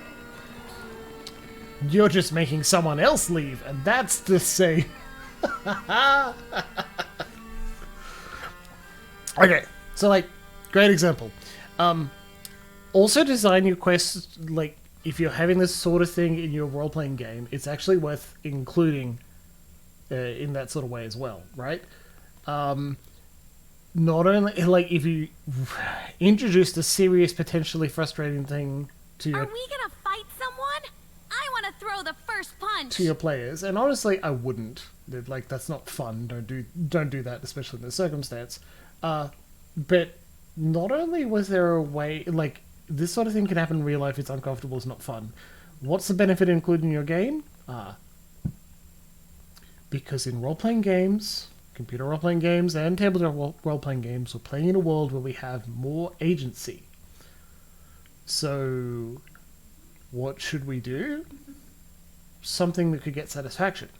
And the solution we chose there is a method of gaining satisfaction that is actually possible in real life. Go and tell the person responsible for this this organization, company, building, bathhouse, that you're not abiding by the rules. Someone else should. An establishment. Thank you, Luxy. That's exactly the word. Thank you, comrade. That's exactly the word. And so, instead of just role-playing out someone with the power to stab anyone who disagrees with them, we were able to role-play out someone who perhaps isn't lacking the confidence and isn't risking potential retaliation by doing the right thing. Just telling a creep to stop being a creep. that is potentially more satisfying than stabbing the dude, right? So I'm glad we didn't. Alright. Consider it done. Now let's loot some things because we can. Easy does it. Not exactly my area of expertise. Sure thing. Who is actually our good stealther? It's been too long. Stealth 2, 3, 1, 9. There we are. Seraphim. Ahoy. Get out of the way. Ahoy. There you go. This bathhouse occupant will, you know, be annoyed if we steal in our sight. Oh, that's not actually stealing. We didn't have to do that at all. Ahoy. Oh, we got the satchel.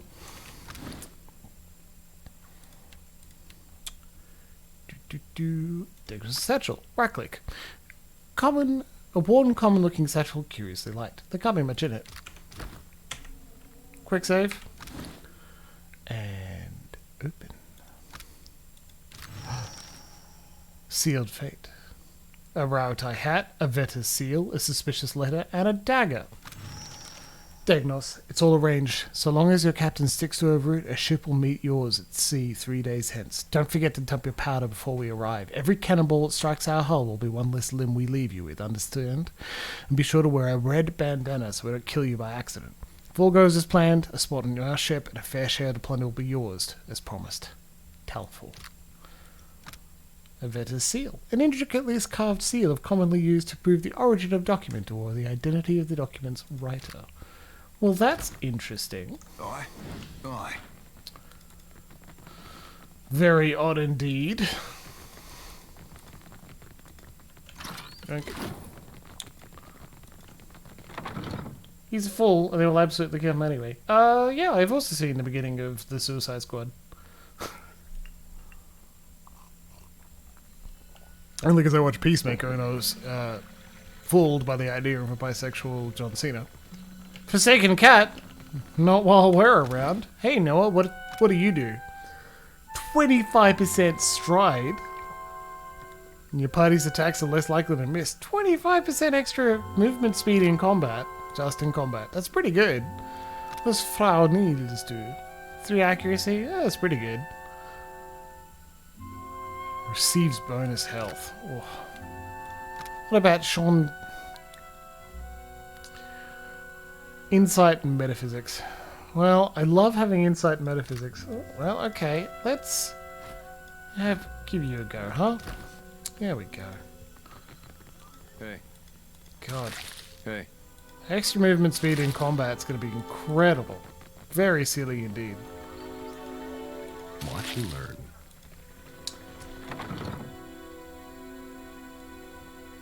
You actually haven't? Oh, well. It's a good film. Peacemaker was very good as well, holy shit. Far better than I gave it credit for. No pet left unadopted? Absolutely. I mean, wait, the critic cleaver is in the black. I'm safe with you, Captain. I just know it is all. Yes, you are, Vela. You won't get shot in less than 3 seconds into a combat. Oh, we didn't go to the boiler room. Alright, we'll go back. Why? We're adventurers. We go everywhere. I promise we will do the thing that, if we're able to, we'll do the thing that is a treat.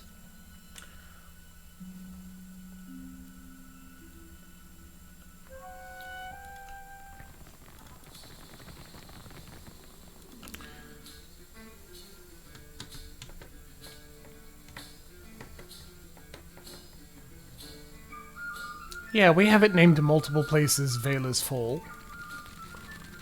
Ooh, what is this?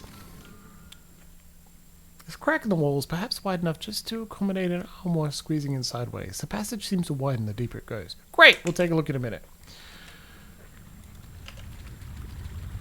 Beads of moisture run down the heated copper, leaving the perfume of refined adra in their wake. I hope Lynn brings down food soon. To think I used to like the smell of adra. Now I can't stand it. Alright, well, here we go. It looks like they're not close enough. That's interesting. Come on. Sure. Nice and close. Budge up. Something I can do. No, even closer. That'll do. Right. There we go. Squeeze through the crack.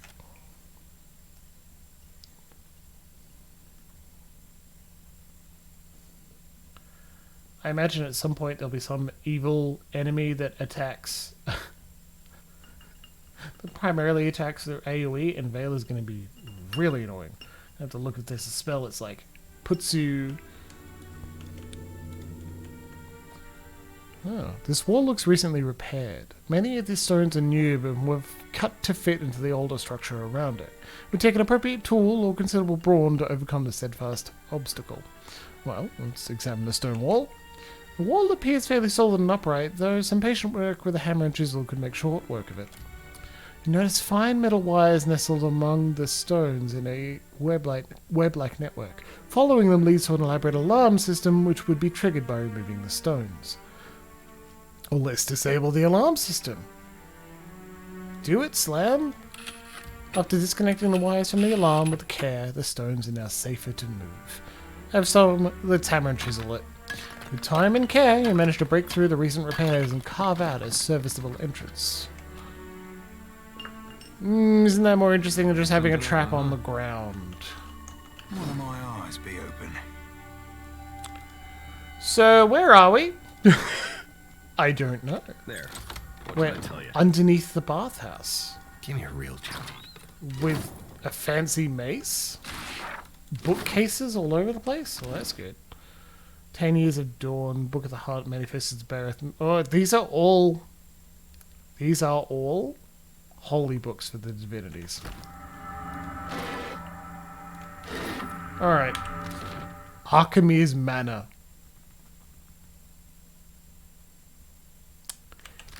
We're getting out of here pretty fast. This is too high a level for us.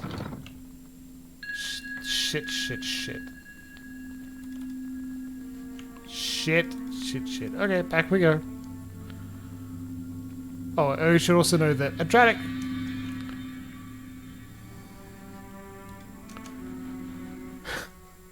Library of Holy Books, seems some excellent lootables. Yeah, that's good. Did I break into a bank? No, but pretty close. We're not ready for that yet.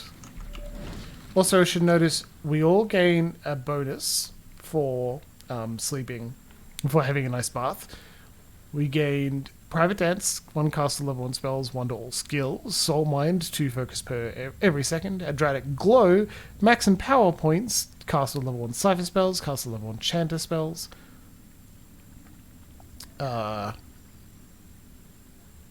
We just got Empower, Discipline, and Max Guile.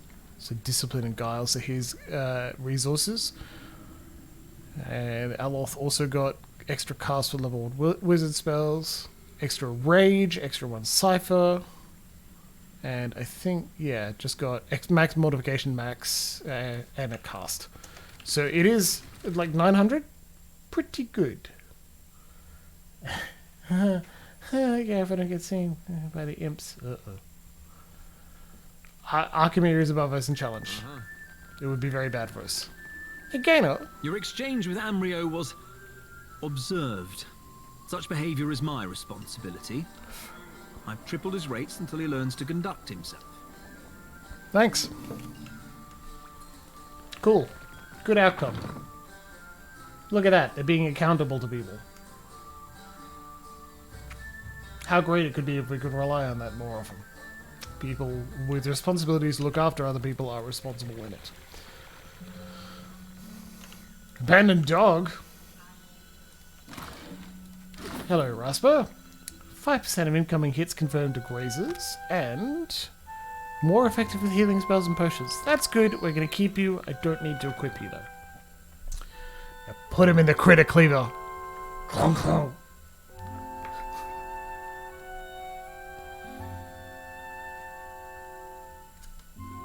Customize your own pet. I got this. By grinding them up. Patterns both local and foreign adorn these bolts of fine cloth. If you find yourself in need of comfortable garb, I'm happy to oblige. The dwarf tips his head in a curt professional manner. You're a tailor? I've been known to rip a seam here and there, patch some shredded gear back into shape. His expression shifts, turning sour. Thought I was an armorer, did you? Assumed that my tree stump limbs and barrel chest lend themselves better to the forge than the needle? I don't think this is worth doing. Forgive me, I meant no offense. If it's armor you're after, Marihi will set you up. She's got a knack for metal. He points out the door and jerks his head to the east. Show me what you have for sale. I'm sorry, dude. Burglar gloves. Oh my. That's actually pretty good. Dexterity, mechanics, extra athletics. Health restored, but you take extra damage from acid and fire. Maybe not. Still pretty cool.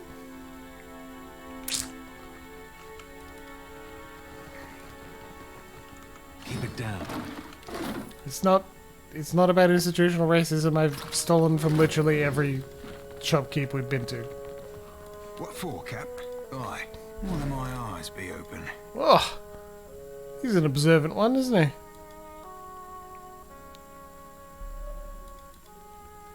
Only when he's not moving. Aye. Still, he doesn't move enough.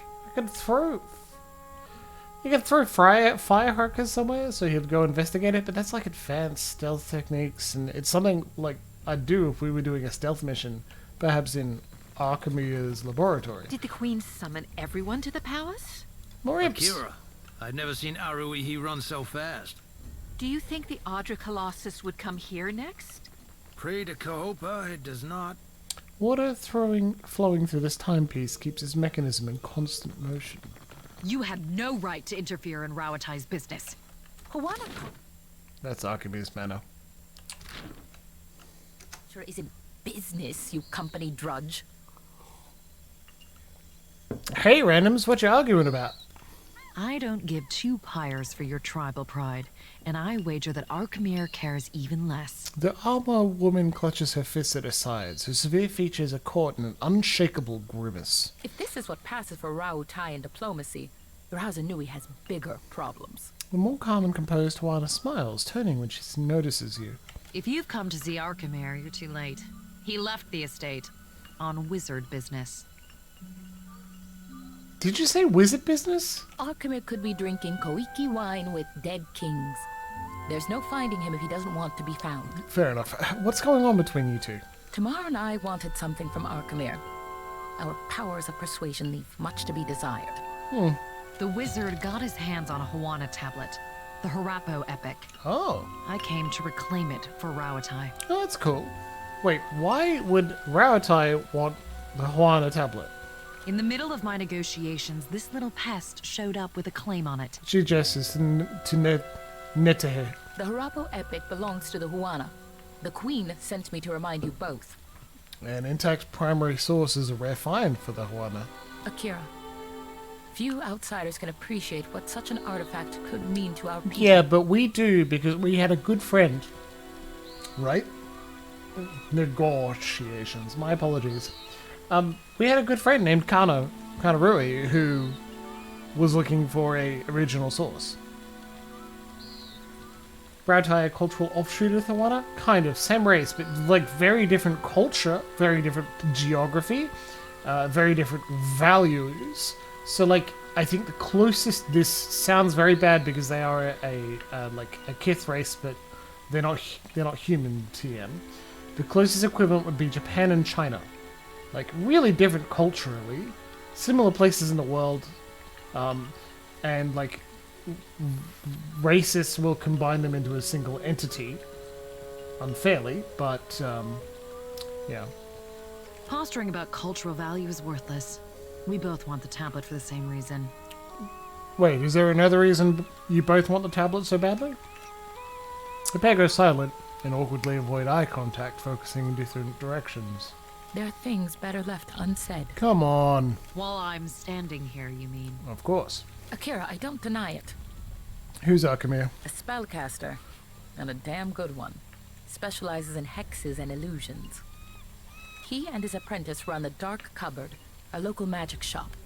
How did Arkhamir come to possess the tablet? I believe that he had dealings with black market treasure hunters. Not that the Queen will implicate him. She's too preoccupied negotiating with the warmongers at her door. Back to my previous questions. So instead of standing here and arguing, why not negotiate with him? Sorry, the duo pointedly glare at each other and exhale through their noses. Arkhamir left the city.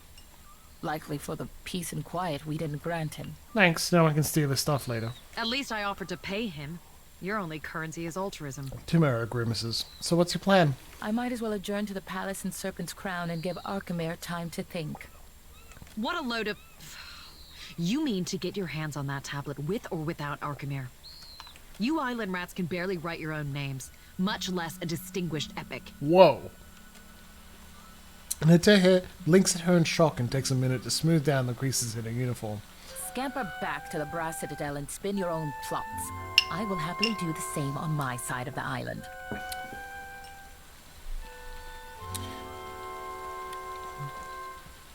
Netehe, I have questions for you before you go. For me? I could use a reprieve. Netehe watches Tamara skulk away, turning back to you only when she's gone and lets out a heavy sigh. These are frustrating times we live in. What say? Netehe opens her palms, inviting you to speak. Any ideas on retrieving the Harappa epic? There's always Facina, Arkemir's apprentice. No love lost there if whispers are true. Netehe shrugs. Well, we've already got, like, one task for her. Arkemir seems to enrage those of his inner circle, not excluding the imps. I had questions about the tablet. Akira, I say the relevance of the Harappo epic can't be overstated. It could prove a touchstone for the Huana. It could even... Sorry. You go ahead.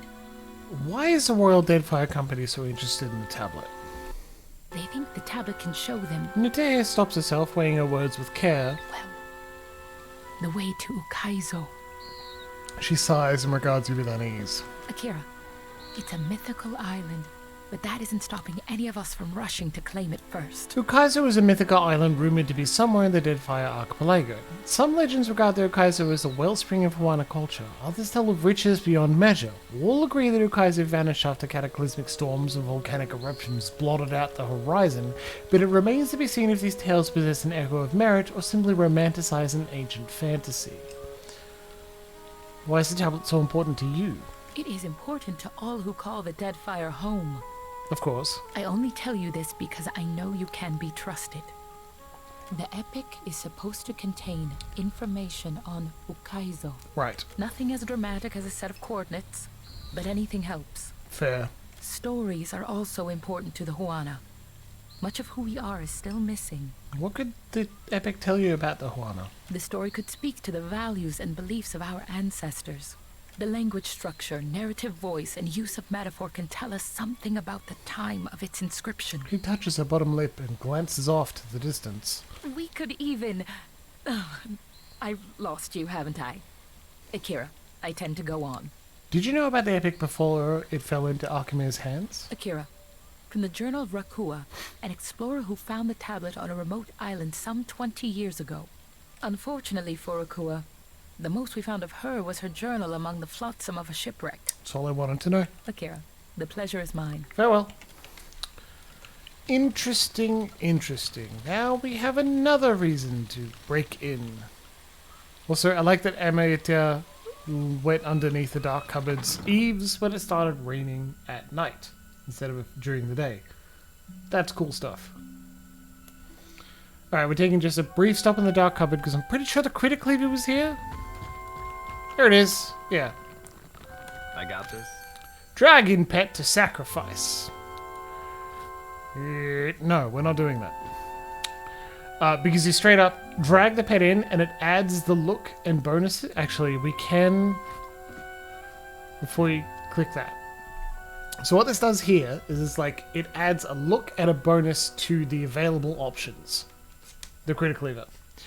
Then on the create new pet, you drag in a pet sleeve, give it a name, and select available bonuses. Right?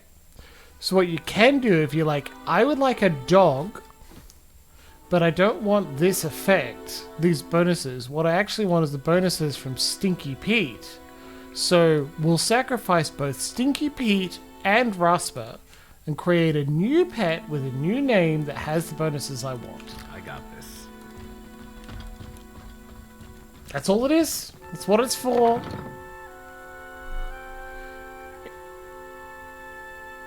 Warning ASMR.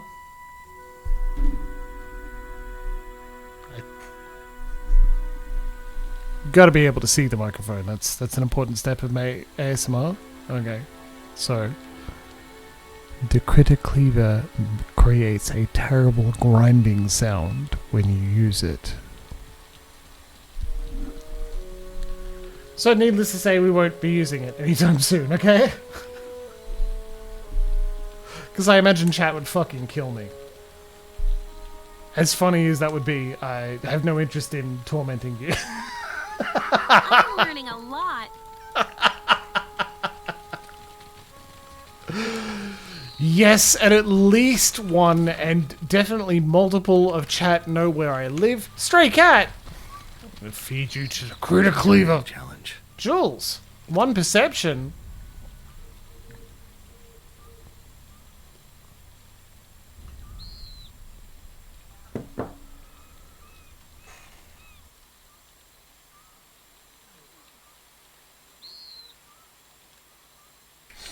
Should I probably have the mixer closer so I can mute it without leaning over first, but you know, just having a quick cough. The sea is true home, not smelly mountain. An engraving at the base of the statue reads, Periki, first guild master of the Water Shapers Guild. She looks downcast and introspective. Does she? There's also a bird sitting on a hand. That's amazing. Hello, worthless idiot. Worthless idiot. What you want? The imp recoils from you with a sharp hiss. What are you doing out here? Arkemir doesn't let worthless idiot outside after worthless idiot sprayed dung on stupid tablet. But Arkemir not home. A mischievous grin splits the imp's bony features. So worthless idiot watches the ships come in, looks at all the tasty gulls. It sighs down at the vista of ocean and docks. Your name is Worthless Idiot? Those Arkemir's big words. Gave name, but worthless idiot no understand. Worthless Idiot wriggles a finger in its ear. That name is the title of distinction among wizards. Wait till worthless idiot tells Krill Jelly and Grease Boy. You want to set sail and eat gulls? You're welcome aboard the compensation. The imp takes in your words, its eyes widening to the size of moist saucers.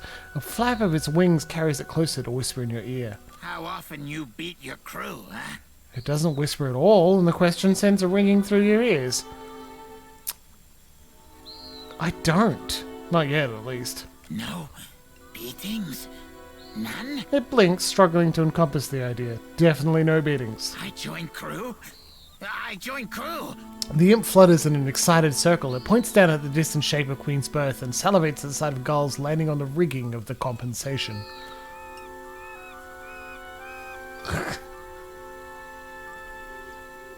You pleased, dead man? You like that?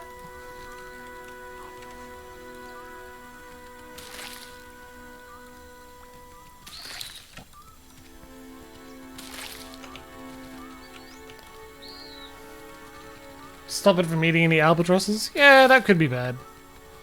A rhyme of the ancient mariner. I'm not doing that again. No.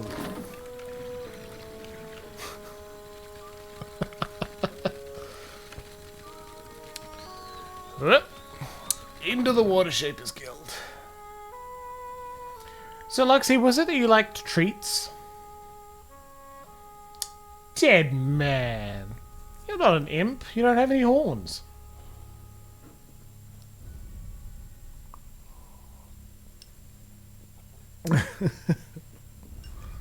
How often have you sprayed excrement over tablets? So, Luxie, you like treats? Takehu, you have shirked your duties for the last time, I say. A guildmaster in fine robes stares down the sizable blue-skinned armor before her. Students observe the exchange in a loose circle, exchanging whispers. Guildmaster, be reasonable. He tosses his anemone-like hair, which glows faintly as each bulbous strand settles into place. I skipped one lecture to travel up the mountain. Still, the palace is closed until you present me before Onikaza. He crosses his arms and raises one eyebrow. The murmurs of the crowd grow in volume. You went alone. I asked for patience, but as usual, you make a trench out of a tide pool. She pacifies her tone, suddenly conscious of the onlookers. This looks important. This sounds important, or controversial, or both. Akira, It's always both where this one is concerned. She nods toward Tekehu. My patience wears thin, old shark. You have stifled me enough for one trip through Rakuhu's bowels. Rikuhu? Many Huana worship Bareth as Rikuhu. The twin eel god represents the cyclic connection between the overworld and underworld, life and death. Rikuhu is often depicted with the two constituent eels, Kohopa, representing the overworld and life, and Tangaloa, who represents the underworld and death, devouring one another by the tail. Yeah, and you can take a look at that one. Perhaps pause if you're in VODs, and shout out to the VODs to read out, but it's 9:15. I want to save a bit of time and not read everything all at once, but you're very welcome to review. She flares her, despite of the obvious age difference. Takehu raises an instructive finger to the guildmaster. She flares her nostrils and takes a deep breath. Aloth massages his temples, shaking his head. I say Ngati weeps at her petulant spectacle of a child. He's a child of Nagati, Andra, goddess of the sea. Ikera. The significance is clearer to some than others. He waves towards the guildmaster with the back of his hand. For a water shaper who treasures his duty to the goddess, you spend too many days cavorting at the brothel. The guildmaster sidesteps Tekehu and takes long strides away from the circle. Sparing another glance at Tekehu, the crowd disperses. Ugh, insufferable. Tekehu sighs and smooths back his hair. He turns his attention to you with a raised brow. Did you need something? Or is it enough to bask in perfection? Tekehu grins and opens a palm, inviting you to speak. I take it you and the guildmaster don't get along? Kira, I bring art to the Guild of Water Shapers, but they do not tolerate expression here. What I am is to blame, I say. Handsome? Oh, take care. Flattery is my first language. It is because I am a godlike, kissed by the fish goddess at birth. He extends an arm and flicks one of the fin-like appendages running from his wrist to his elbow. Water shaping is Ngati's gift to the Huana, and apparently I am too. Savior to the tribes. He folds his arms and grimaces. Aloth gives you a pained look. You certainly are. But I can tell why they revere you. No. Shouldn't you be just a little grateful? His upper lip curls and he waves you off. The only question is, do I return to my duties, or while away a few hours in the bathhouse? Takehu tugs on his hair and purses his lips. The bathhouse, definitely the bathhouse. The waters are fine, I say. Finer still with company. His grin widens even further as he appraises you. Aloth rolls his eyes. Hairy company. Your fur will never feel more lustrous. Sighing to himself, Takehu scans you up and down and casually clears his throat and glances away. I don't mind if you look. I am liking you already. His brow raises. Water shaping sounds like a prestigious talent. Well, through our connection to the gods, the Huana mold water like it is clay, easing it into an assumed form. Grinning, Takehu adjusts his posture to assume a flowing, almost weightless stance. We could sink every ship in Rawatai's fleet if they drew too close to the city, but some of us have gentler tastes. He sighs and stands once more at ease. Some of us see water shaping for what it is, a gift of divine expression. Have you got something to tell the crown? Kara, I sent the prince a missive and heard nothing back. Takehu crosses his arms and sighs. He is a busy warrior in a time of peace, I say. Let's go talk to him together then. Being a watcher tends to open doors. A watcher? And here I am, used to being the freak of Pariki's overlook. He rests a hand on his hip and grins. What does a watcher do? I watch. Mostly the dead. Ikera. Just so. He strokes his chin, nodding. I say I am no sailor, and I know even less about death. I am an artist. He stirs his fingers through the air, drawing together droplets of moisture into an orb of water that floats over his palm. My peers do not understand. Water shaping to them is like studying calligraphy, to brew ink and sort parchment. He lets the orb fall to the ground and splash at his feet. I have nothing against a sensitive artist. He claps his shoulder and grins. You are not unknown to me, I say. Whispers of an Adra Colossus reach my ears. And louder whispers of a corpse who follows him. Takeo raises one of his brows. What will you do when you catch up to this walking god? Offer a few compliments, buy him a drink, see where it goes from there. Ha! For me, there is not enough rum in the Deadfire to even consider it. If it untangles me from the guild's apron strings, then you can mount me as the figurehead of your fair ship. I'll manage on the ship, buddy, don't worry. Takeo inclines his head and touches a circular marking on his brow. Our quarters may smell of fish before long, but your crew will be more beautiful by association, I say. He winks. Eloth massages his temples, shaking his head. Fish smell would be an improvement. Glad to have you. Let's be off. Lead on. It will be good to put some distance between myself and the guild, even if we find less savory places along the way. A fair warning, Captain. Ingati gifted her favorite son with more than his stunning complexion. Takeo tosses his hair and sighs contentedly. I look forward to learning all about it. Akira, I look forward to teaching you. I say you will learn, in time. He winks, his eyes suddenly as dark as beads of polished onyx. Okay, everybody.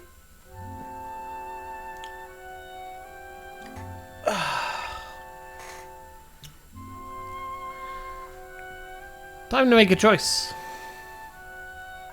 Yeah, another one. Because we have just got a new companion. Takeo, voiced by Travis Willingham of Critical Role. Among other things, but definitely of Critical Role. Plays a flirty artist water shaper. It's very good indeed. No, it's not a chiller on the shipper. Absolutely, he is definitely a full companion, and with his own quest, with his own relationship values, and I believe a romance subquest.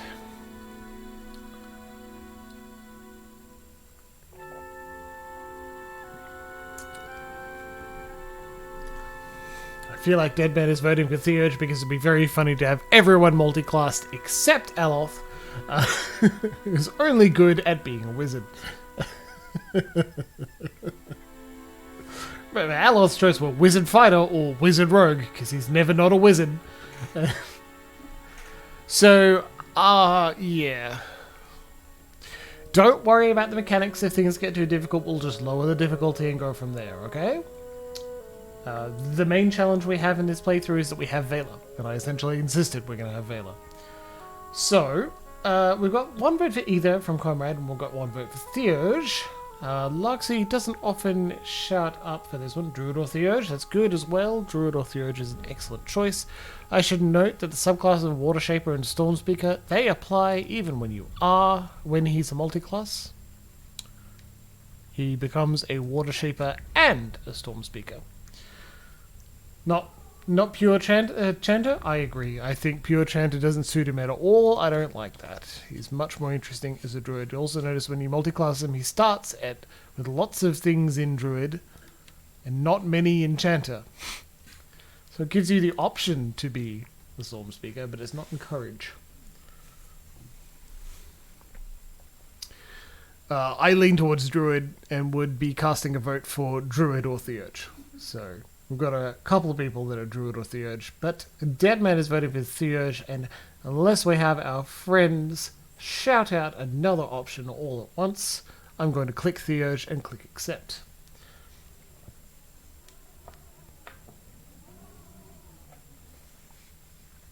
Just a few more seconds. This is a relatively large choice because we can't change it. Ooh, a vote for Druid, you say? The Urge. Well, I mean Theurge. Very good, Kelly. I'm sorry, Comrade, I was going to take you on board there for Druid. You change from anything to Druid, and it would be good. So, I just want to count. Theurge, Druid with Theurge, Druid, Theurge. Okay, it looks like Theurge wins this one. Click Theurge, click Accept. Now it's okay, because remember, not that worried, let's be honest, that's true. Now, it's worth saying, don't worry too much about this, because, like, as I've said before and will say over and over, it doesn't change their plot. It doesn't ruin them forever. Contemplative. Seraphim. Well, and fair winds to you. Seraphim, it's lovely having you along. We'll have you back soon.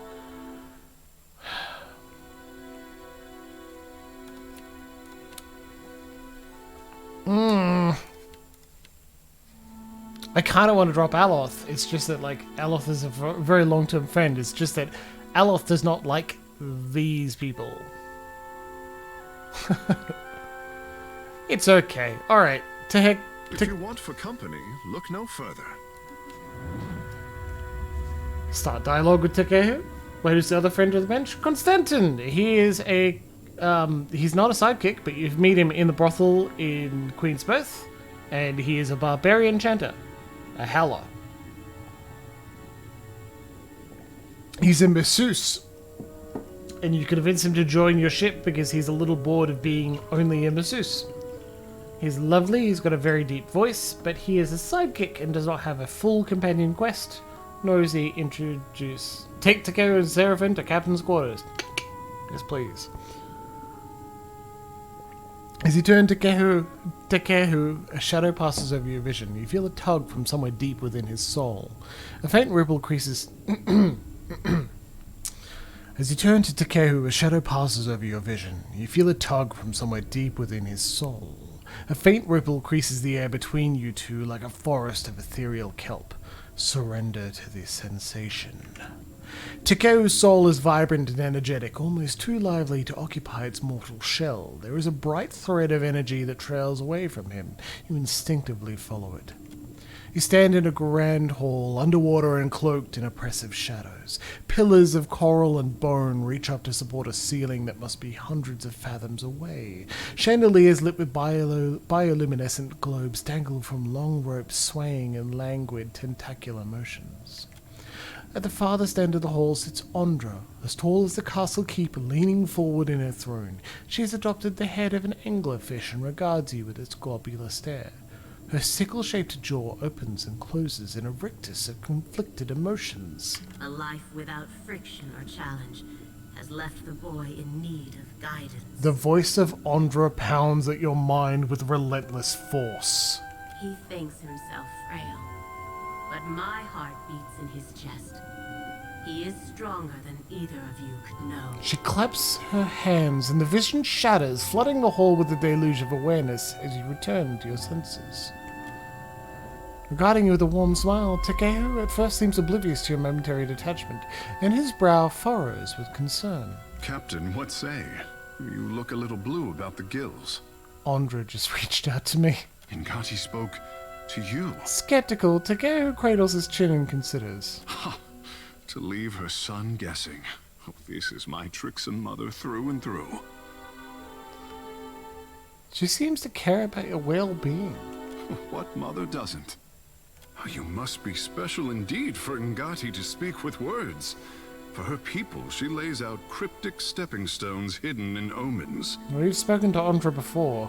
Kara, but send her my fondest wishes. Okay. Where did you live prior to Neketaka? The Kahanga are my tribe, but my people settled on Atua, an island too modest to deserve the attention of maps. Well, we're gonna land on it and name it. My mortal mother tans boar hides. My father trades in the abundance of pearls and opals Atua is blessed to provide. Because, remember, Takehu's god...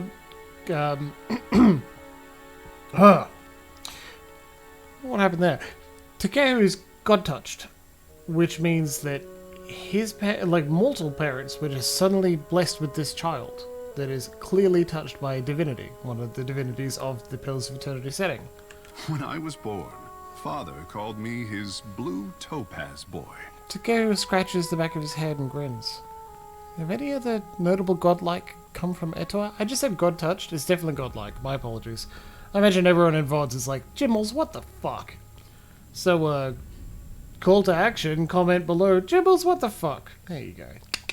Like and share the stream on Twitch with everyone on Facebook and Twitter with a Jimbles, what the fuck? Yeah, perfect. That'll get it. Yeah, now I'll be famous. Thank you. My favorite. Yeah. Doubtless, I say. but I am the most precious gem of recent history. Godlike are revered as bringers of local change, but only Ngati's chosen is thought to deliver an omen for all Huana at once. You both must have been a... High winds stirred the vigor of the seas. 2 huts collapsed before our local storm speaker could shout down the weather. He beams with pride. Sorry, Slam said, you both must have been a big event. They say the skies only cleared when I fell into the midwife's basket. Peace had returned to the island. Or so the Mataru predicted. That's fair. Thank you, dead man. You certainly do. What did you do around the island? Oh, I could not be kept from the water. So my father taught me how to dive for pearls and azada snails. Ngati filled my palms with riches on every harvest, I say. The sea snail native to the dead fire. The Huana use their smooth, egg-shaped shells as currency. When I came of an age to begin a man's pursuits, the Mataru reached out to the Kahanga Queen. Yeah, makes sense. Weighing my arrival against the forces that descended on her territory, the Queen could not invite Ngati's chosen into the Water Shapers Guild fast enough. In hard times, the endorsement of a goddess is more valuable than currency. Let's be off. We will talk to him again soon. Believe me, we will. I actually want to go talk to the goddamn Queen. You suddenly remember why you didn't spend a lot of time? Yeah, because, like, I'm really glad. Honestly, that first dialogue that you have with Ondra should be done when you first meet him, not the first time you invite him into your party. Because without that, he seems like a very arrogant, massive jerk. We're not... It kind of sucks to have him nearby. He's really irritating, right? He's a bit tiresome with that arrogance. But it is pretty interesting that Andres explicitly says he calls himself a coward. He's not confident. He doesn't know how to deal with it. He's concerned, right? That's... Themes of self-doubt in an artist, obviously gonna poke my happy spot pretty quickly, right? Serpent's Crown. I should also note, I didn't have him very much the first time I played through either. Speak your mind. But this time I want to give him a bit more of a fair shake of the stick. We'll talk to him. He can also turn into a goddamn shark in combat. Fuck yeah.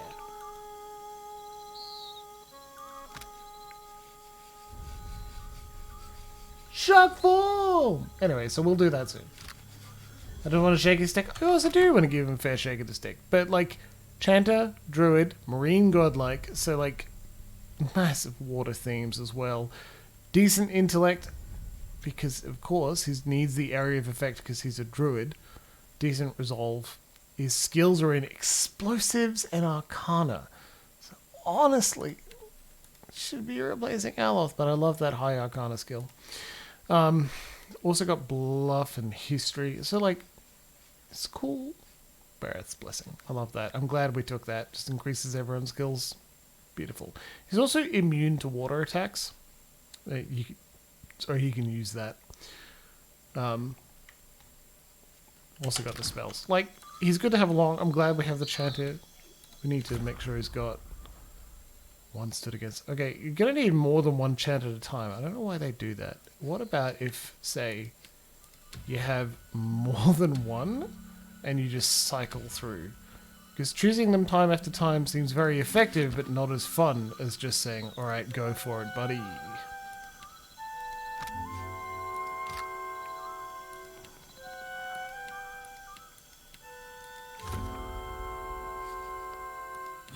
Alright, I'm just gonna recreate it.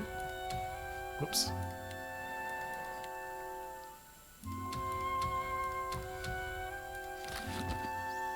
Now you're... Yeah, okay, cool. What a weird thing to do. Anyway. What say? Gonna create a tornado made of sharks? Not at the first level. Not when we pick them up, but maybe later, right? Tahai's estate, Lady Apera's estate, Takano's estate. You know what we're going to do? We're going to go straight past here, because I believe there are people to talk to on the way. But then we're going to go talk to the Queen, because that was the goal for tonight. And we're doing side quests instead.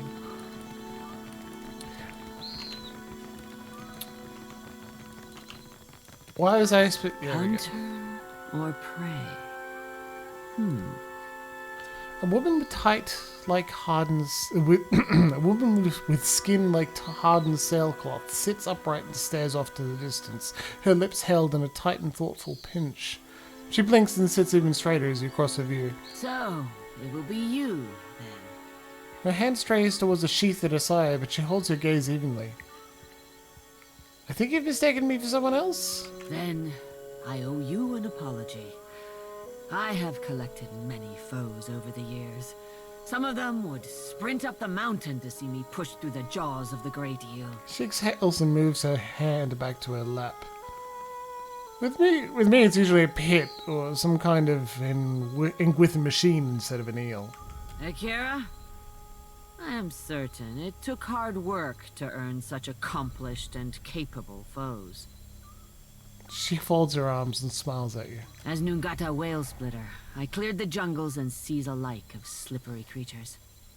I earned my foes later, when I hunted a deadlier prey. Men? Lots of men? Actually, extremely tall women? Extremely tall women. Ha! Bounties. You wild ibex. She chuckles to herself and turns away, raising her hand to hide a blush. It's been years since I tossed a harpoon. So now I stay abreast of what bounties need filling. That's Mataru retirement for you. You must think everyone is out to get you. An occupational hazard, I say. Hunters do not play well with others. She glances away and clears her throat into a fist. You... Didn't you help me track down that crab thief in Etua? Nungata glances up at Takeru. So it is true what they say. You never forget a face. Nungata, a pleasure as always. He inclines his head. Hard to forget the boy who pilfered half my earnings when he thought my back was turned. Little shit. She raises her brow and folds her arms. That is a vile falsehood. I pilfered a third of your earnings. A finder's fee. Takeru chuckles to himself, but Nungata narrows her eyes and shifts her focus over to you. Shirty and Aloth didn't like that. Ever miss the hunt? I miss traveling across the archipelago, answering to no one but my empty belly and purse. She grins out at the city and sighs. But this is a younger woman's game. Better that I step aside and make way for aspiring killers. Akira? What bounties do you have available? Interested in taking up the trade, are we? Nungata thumbs her chin and smiles as she considers. I hear you've done good work for a Boko. We all start somewhere, I suppose. I mean, not really, but sure. I warn you that I deal in the heads of the exceptionally dangerous. A lady needs standards, after all. She raises her brow and searches for any sign of hesitation. Well, I assume that means they're exceptionally well priced. You assume right, Hunter. Let's cut your teeth on clever Bena, infamous dwarf mystic of the obscure. A scavenger, I say. Picks off those who trust her for an evening, and then pockets their coin when she's bled them out. Bena was seen traveling on an island due southwest of Osongo. I'll return where they head. Farewell. Do you seek companionship on your travels across the Deadfire? Why not take a little friend along? We have many animals on offer, all well-trained and eager for a new home. Let me see what you have. Akira, you are sure to find one that suits you. Yes, one. Shouldering this much gear Thanks. is bad for my posture. Okay. Shouldering this much gear is bad for my posture. Okay, so we just picked up Bubble the cat. Ooh, effective with healing spells. Atlas, 1 perception. Ooh, bonus to range weapon accuracy. What a lovely dog. Elmo. Oh, also speed. Graze more often. Well, that's good. So means you'll miss less. Thank you, Elmo. Chili. What do you do? Resolve as well. Bonus to will. Very good. And Ginger Demon. Perception. That's... Oh, look at that beautiful cat. That's fantastic. Perception and bonus to reflex saves. That's great. And then Harley, your scruffy looking dog. 10% damage to range attacks. Very good. Yeah. Pet party wide effect. extra accuracy. You're very useful for like us because we use pistols. Well, that's it right now. Oh well. Pancake. Might. Lovely. Resistance to burn damage, but the might is very useful. What a lovely dog. And Loki the cat. Extra area of effect. A little bit of extra stride. That's good. Roxy the dog. Resolve. Always good. Increased defense against disease. Milks. What a good name for a pet. That's a lovely kitty. And extra intellect. Chance to crit spells and abilities. Comrade, that's an excellent image of Tekehu with lots of animals in his arms. Remember that several of them are cats and he's very damp. So I love that image. And that Freya, oh, lovely pet. Extra intellect and regain health when you kill an enemy. That's lovely. Otto Star Cat, look at that little guy. He's bob-tailed, poor thing. +1 to all fire, keyword, and power levels. That's lovely and extra AoE. What a good pet. Mercedes, extra health and melee weapon damage. That's good. Socrates, extra health restored per kill and deflection. What a lovely doggo. I love that you can see roughly what sort of breed the dogs are, and it's likely you look at them and you go, they probably are... I missed the fourth dog from my left. Pancake? No, it's a cat. Yeah, Catherine von Killinen the cat. Thank you, Kelly. You're totally correct. 1 intellect and bonus to wheels. Pretty good, but look at that tail. What a gorgeous, very damp pussycat. Gizmo, definitely a beagle. I think many of these pets are going to be inspired by pets of the Obsidian staff, and that's fantastic. And there's a pig named Barkstring. Dexterity, affliction, duration reduced, and stride. Not bad. Ginger L. Esri, Pumpkin Eater. Fantastic name. Intellect, and you get crit less. And there's like a curly, fluffy pig called Rare Dan. That's good. You get more graces on you instead of full hits and bonus of fortitude. What a tanky pig. And finally, Nebula. An an imp. Withdraw or recall agony on owner when attacked while near death. Well, that's pretty good. It's not amazing. But also has a chance to cast withdraw or agony. No, periodically grant anyone character inspiration. That's pretty useful. Very good indeed. Thanks, Sariti. It is no problem.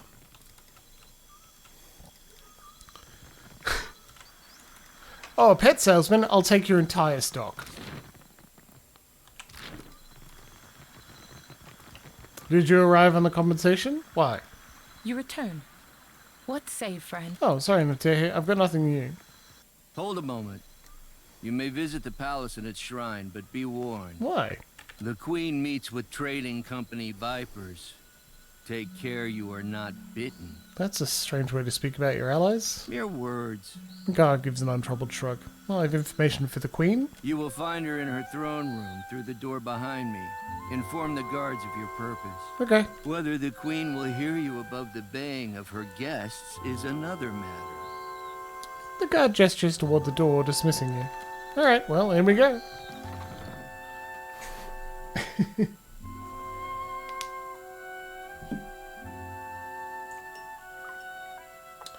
Now that we've got all the pets, let's feed them all into the critter cleaver. I'll grab a big box and go shuk, shuk, shuk, shuk, shuk. Shake them all out.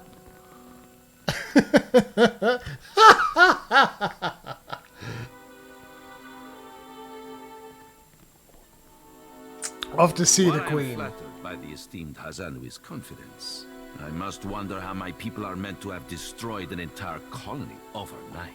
A Valian dignitary aims a withering look across the aisle. A middle-aged woman with a square jaw and a tar-stained teeth meets it. You tell us. It's no coincidence that your outpost at Port Mage survived the recent storm. She pulls a slender pipe from her pocket, but a look from the Queen's attendants, she puts it away. You speak as if I could command the tides, while you are casting your blame in a wide net. Why not look to our Kahunga allies? We do not share their talent for shaping water. Chad, I'm just rattling the cage. I'm just shaking the cage a little bit. It was good fun. I understand why Adam Savadan does it. No, remember we bought the menagerie to put all of the pets on the ship. All of the pets. Comrade. Oh, perfect. Thank you. Very good. A sizable armor standing by the throne takes a bold step forward and flares his nostrils at the assembled dignitaries. A hush falls over the room. I say our guest forgets himself. He clears his throat and sweeps his gaze from Nero to the rest of the room. Brother, stand down. Up to this point, the Queen has studied the proceedings with an even expression. She half rises from her throne as she fixates on Prince Aruhi. You are the one who mistakes my throne room for a sparring arena. I say this is beneath us. As Aruhi lowers his head, the Queen slowly centers her gaze on you and leaves it there. An interesting visitor in difficult times. You cannot be here to deliver a favorable omen. Though her mouth doesn't move, Onakaza's voice comes to you like an insistent memory nestled among your surface thoughts. Nod to Onakaza. Allow me to apologize as I toss you before the wolves. Though she turns to the dignitaries, you still feel her attention on you. This one is a watcher blessed by Tangaloa. I suspect that many of our questions about Hasongo will soon be answered. Sorry, dead man. We're playing along this time, at least. It would be pretty funny if I were to just say, "What? Did you say something to me?" Like using your mind, Onakaza? Onakaza? Did you use cipher powers? I'm a cipher too. So, Seraphim, do you want me to get Seraphim? We can talk mentally if you'd like. Queen? Everyone's looking at me. Anyway.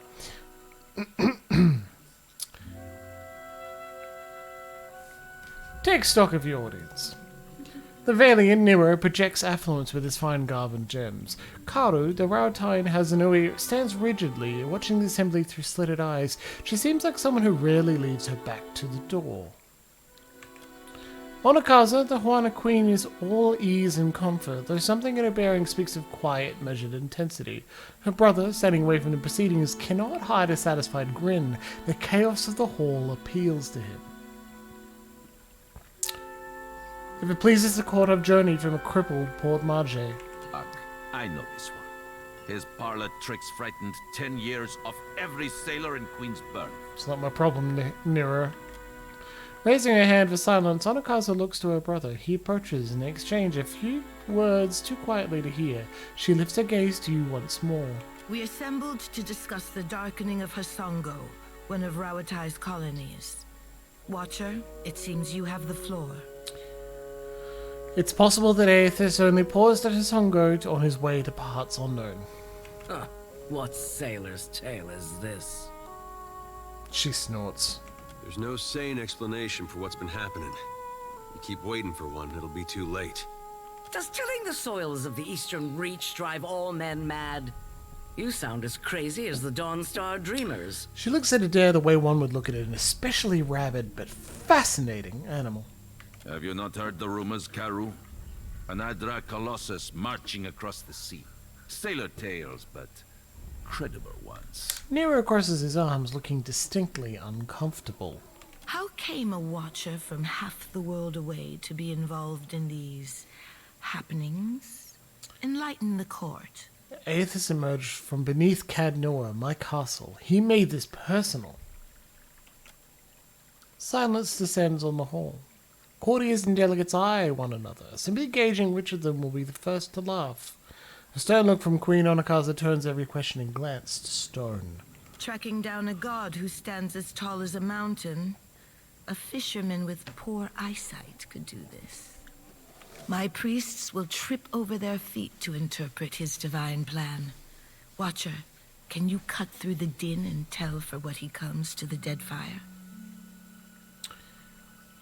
The gods are no mystery to me. Aethys will answer for his actions. I believe our course is clear. We will send the Watcher to Hasongo. Onakaza spreads her hands, calmly assured of her reasoning. Set sail to the west of Neketaka. I would tell you to keep a weather eye out for a lighthouse, but the God of Light did not appreciate competition. Something to add, Hazanui? You have an eager look about you. She believes herself entitled to my ear, I say. Oh, one moment, everybody.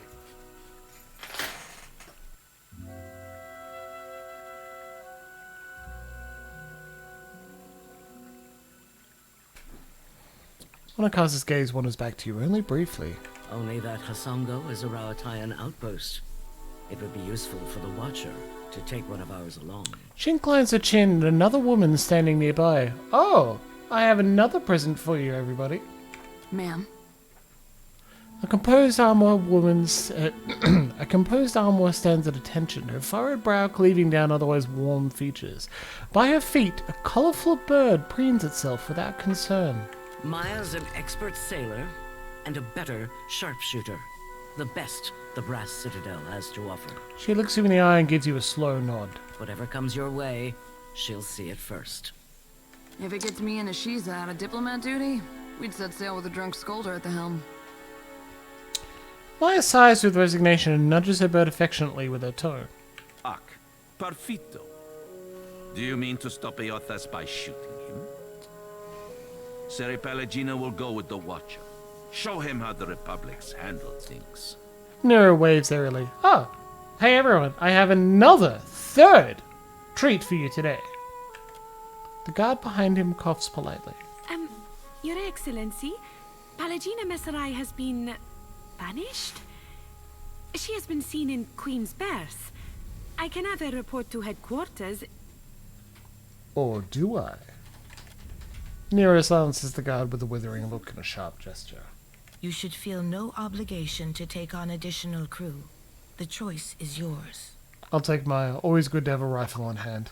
Say the word and I'll shoot the tip off a green boy's nose. Shiza looks up at Maya and warbles something agreeable. Shotti's eyes gleam with a dark amusement. Does anyone recognize the voice actor for Maya yet? You're making a mistake, Watcher.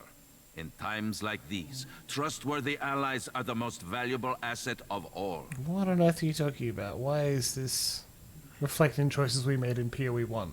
Calm down, Nero. I'm sure you'll get one of your spies in place eventually. A lazy half smile tugs at her mouth. Well, Hazanui, you've got your spy on board. In the meantime, Watcher, I hope you'll meet me in the Brass Citadel. There's more for us to discuss among friendlier company. She glares briefly at Nero. I believe we are finished here. Aruihi? Queen Onakaza rises from her throne and the surrounding guards stand at immediate attention. Aren't we popular? Take care at Hasango. The dead fire was overfull before Aethys blundered in. Onakaza nods to you as she adjourns. Your allies will use you toward any end. Do not give your trust lightly. Onakaza clears her throat and sweeps the room with her gaze. I say it is beyond time our guests lick their wounds somewhere else. He banishes the foreign dignitaries with a swift and unmistakably disgusted wave. Comrade, you are correct. It is, in fact, someone from Critical Role, and it is my second favorite person in Critical Role. Holy shit, why can't I remember her name? It's very clearly nearly 10 o'clock, isn't it? And thanks to Emma's assistance in the background, I am reminded, it is in fact Marisha Ray. So Marisha Ray is like my second favorite person in Critical Role, primarily because as a CEO at the age of almost took on the position at 29 as CEO of a media company. Yes, you've received thanks from Emma, from Comrade and Luxie. I think it's highly impressive, and her interviews have been really great, especially with the focus she's had on using power to create justice in a capitalist framework, because it's not like she is still running a company, but that's very impressive. Plus, great voice actor, great character actress as well. Also, we need more people to like her. What? Also, we need more people to like her because she got a lot of shit in campaign 1 for just existing as the GM's girlfriend. Yeah, exactly. So, we are now pointing down the barrel Tee-hee-hee, because she's a ranger, again, of a choice between ranger, scout, and geomancer. You'll notice that she must be a ranger. Much the same way Aloth must be a wizard, Maya must be a ranger in some capacity. So she can be a ranger, a scout, or a geomancer. A scout is ranger and rogue, and geomancer is ranger and wizard. Now, I am going to say... Of course you're torn between Scout and Geomancer, Dead Man. You love creating everyone as multi-class. The same way that I was like, Aloth fits best as a pure wizard, I say Maya fits best as a pure ranger. We certainly don't need another wizard on board. I will give up a very minor spoiler. Remember Facina, the lady who was working at the cupboard? The black cupboard or something? Black cabinet? She's a sidekick. Not a companion, but a sidekick. Do her quest and another one, I believe, and she can join the party. She's a pure wizard. I believe you don't even... No, you do get to choose. She's a wizard and something else. But I recommend Ranger on this one. Just because we don't need another wizard. Dark cupboard. Yeah, thank you. Not black. Dark cupboard. Well, vote Scout for Dead Man. Very good. 1 vote for Ranger from Comrade and 1 vote for Ranger from Larksea. Do we have anything coming up from our other viewers? What do we have?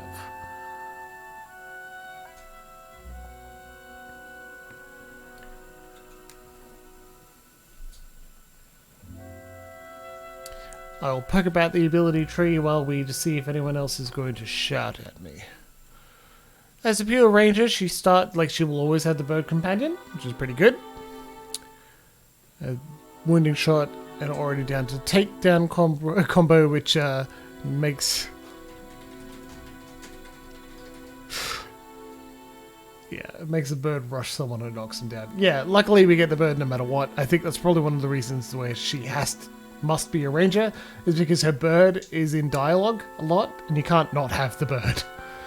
You'll also notice that her ranger type is Gunhawk. She's a ranger unique to Rautai who use hawk companions to complement sharpshooting. She'll always be firearm. She'll always have the bird.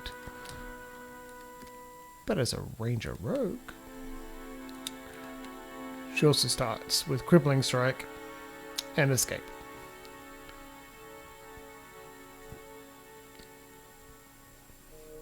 A vote for ranger from Kelly. Lovely to have you on that one. So I think we actually have a win on Ranger, and I'm going to click it before we have someone else leap in and shout Geomancer at me. Now, Adair, you'll be back, okay? But I want Maya with us for the next little bit. And for Comrade's benefit, this is Constantin. Rogues made weaker by multiclassing. Yeah, well, I mean, Adair will do fine with it as a swashbuckler. I love having... While we have the chance.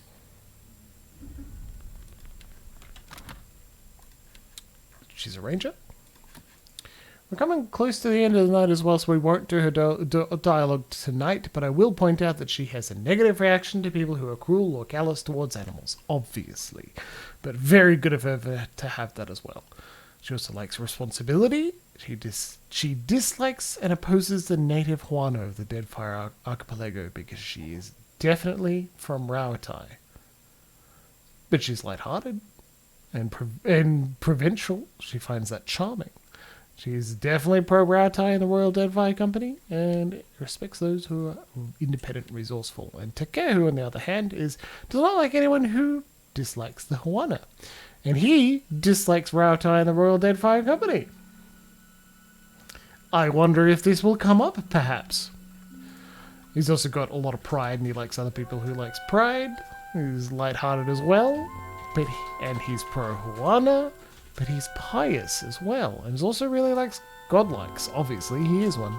But he's progressive. He wants to reform society and aren't held back by traditional ideas. Yeah. Is she going to get on? Yeah, exactly. You'll notice that poor Aloth is not getting along well with essentially anyone at this point. We've got -1 with a lot of people. That's one of the reasons I'd like to retire him from the party just for a little bit and have some other people. But otherwise, things are going pretty well.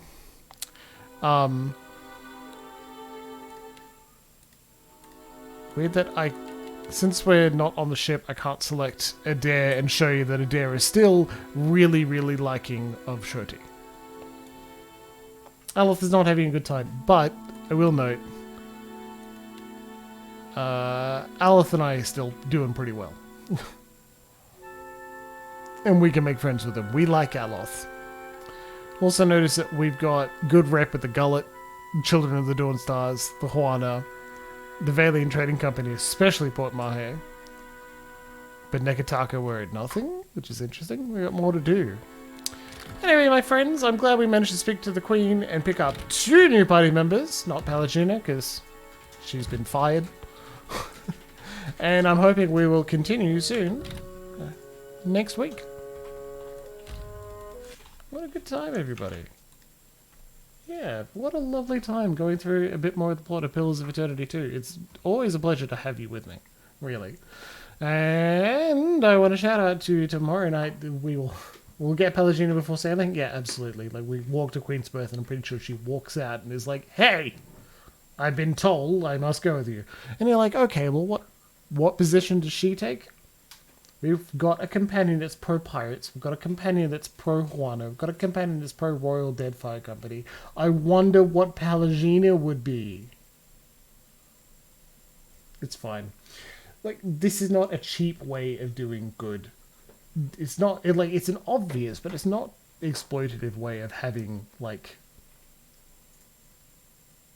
conflict in your party. And adding weight to choices, because clearly it's setting up something where these factions are going to be relatively important. Right? Right? Well, I'll show you about it later. Will this be a better implementation of the Dozens versus the Crucible versus the Dominil family that are definitely all dead? I wonder if there'll be consequences for that. It'll be very funny. Anyway, it's been a lot of fun. I encourage you to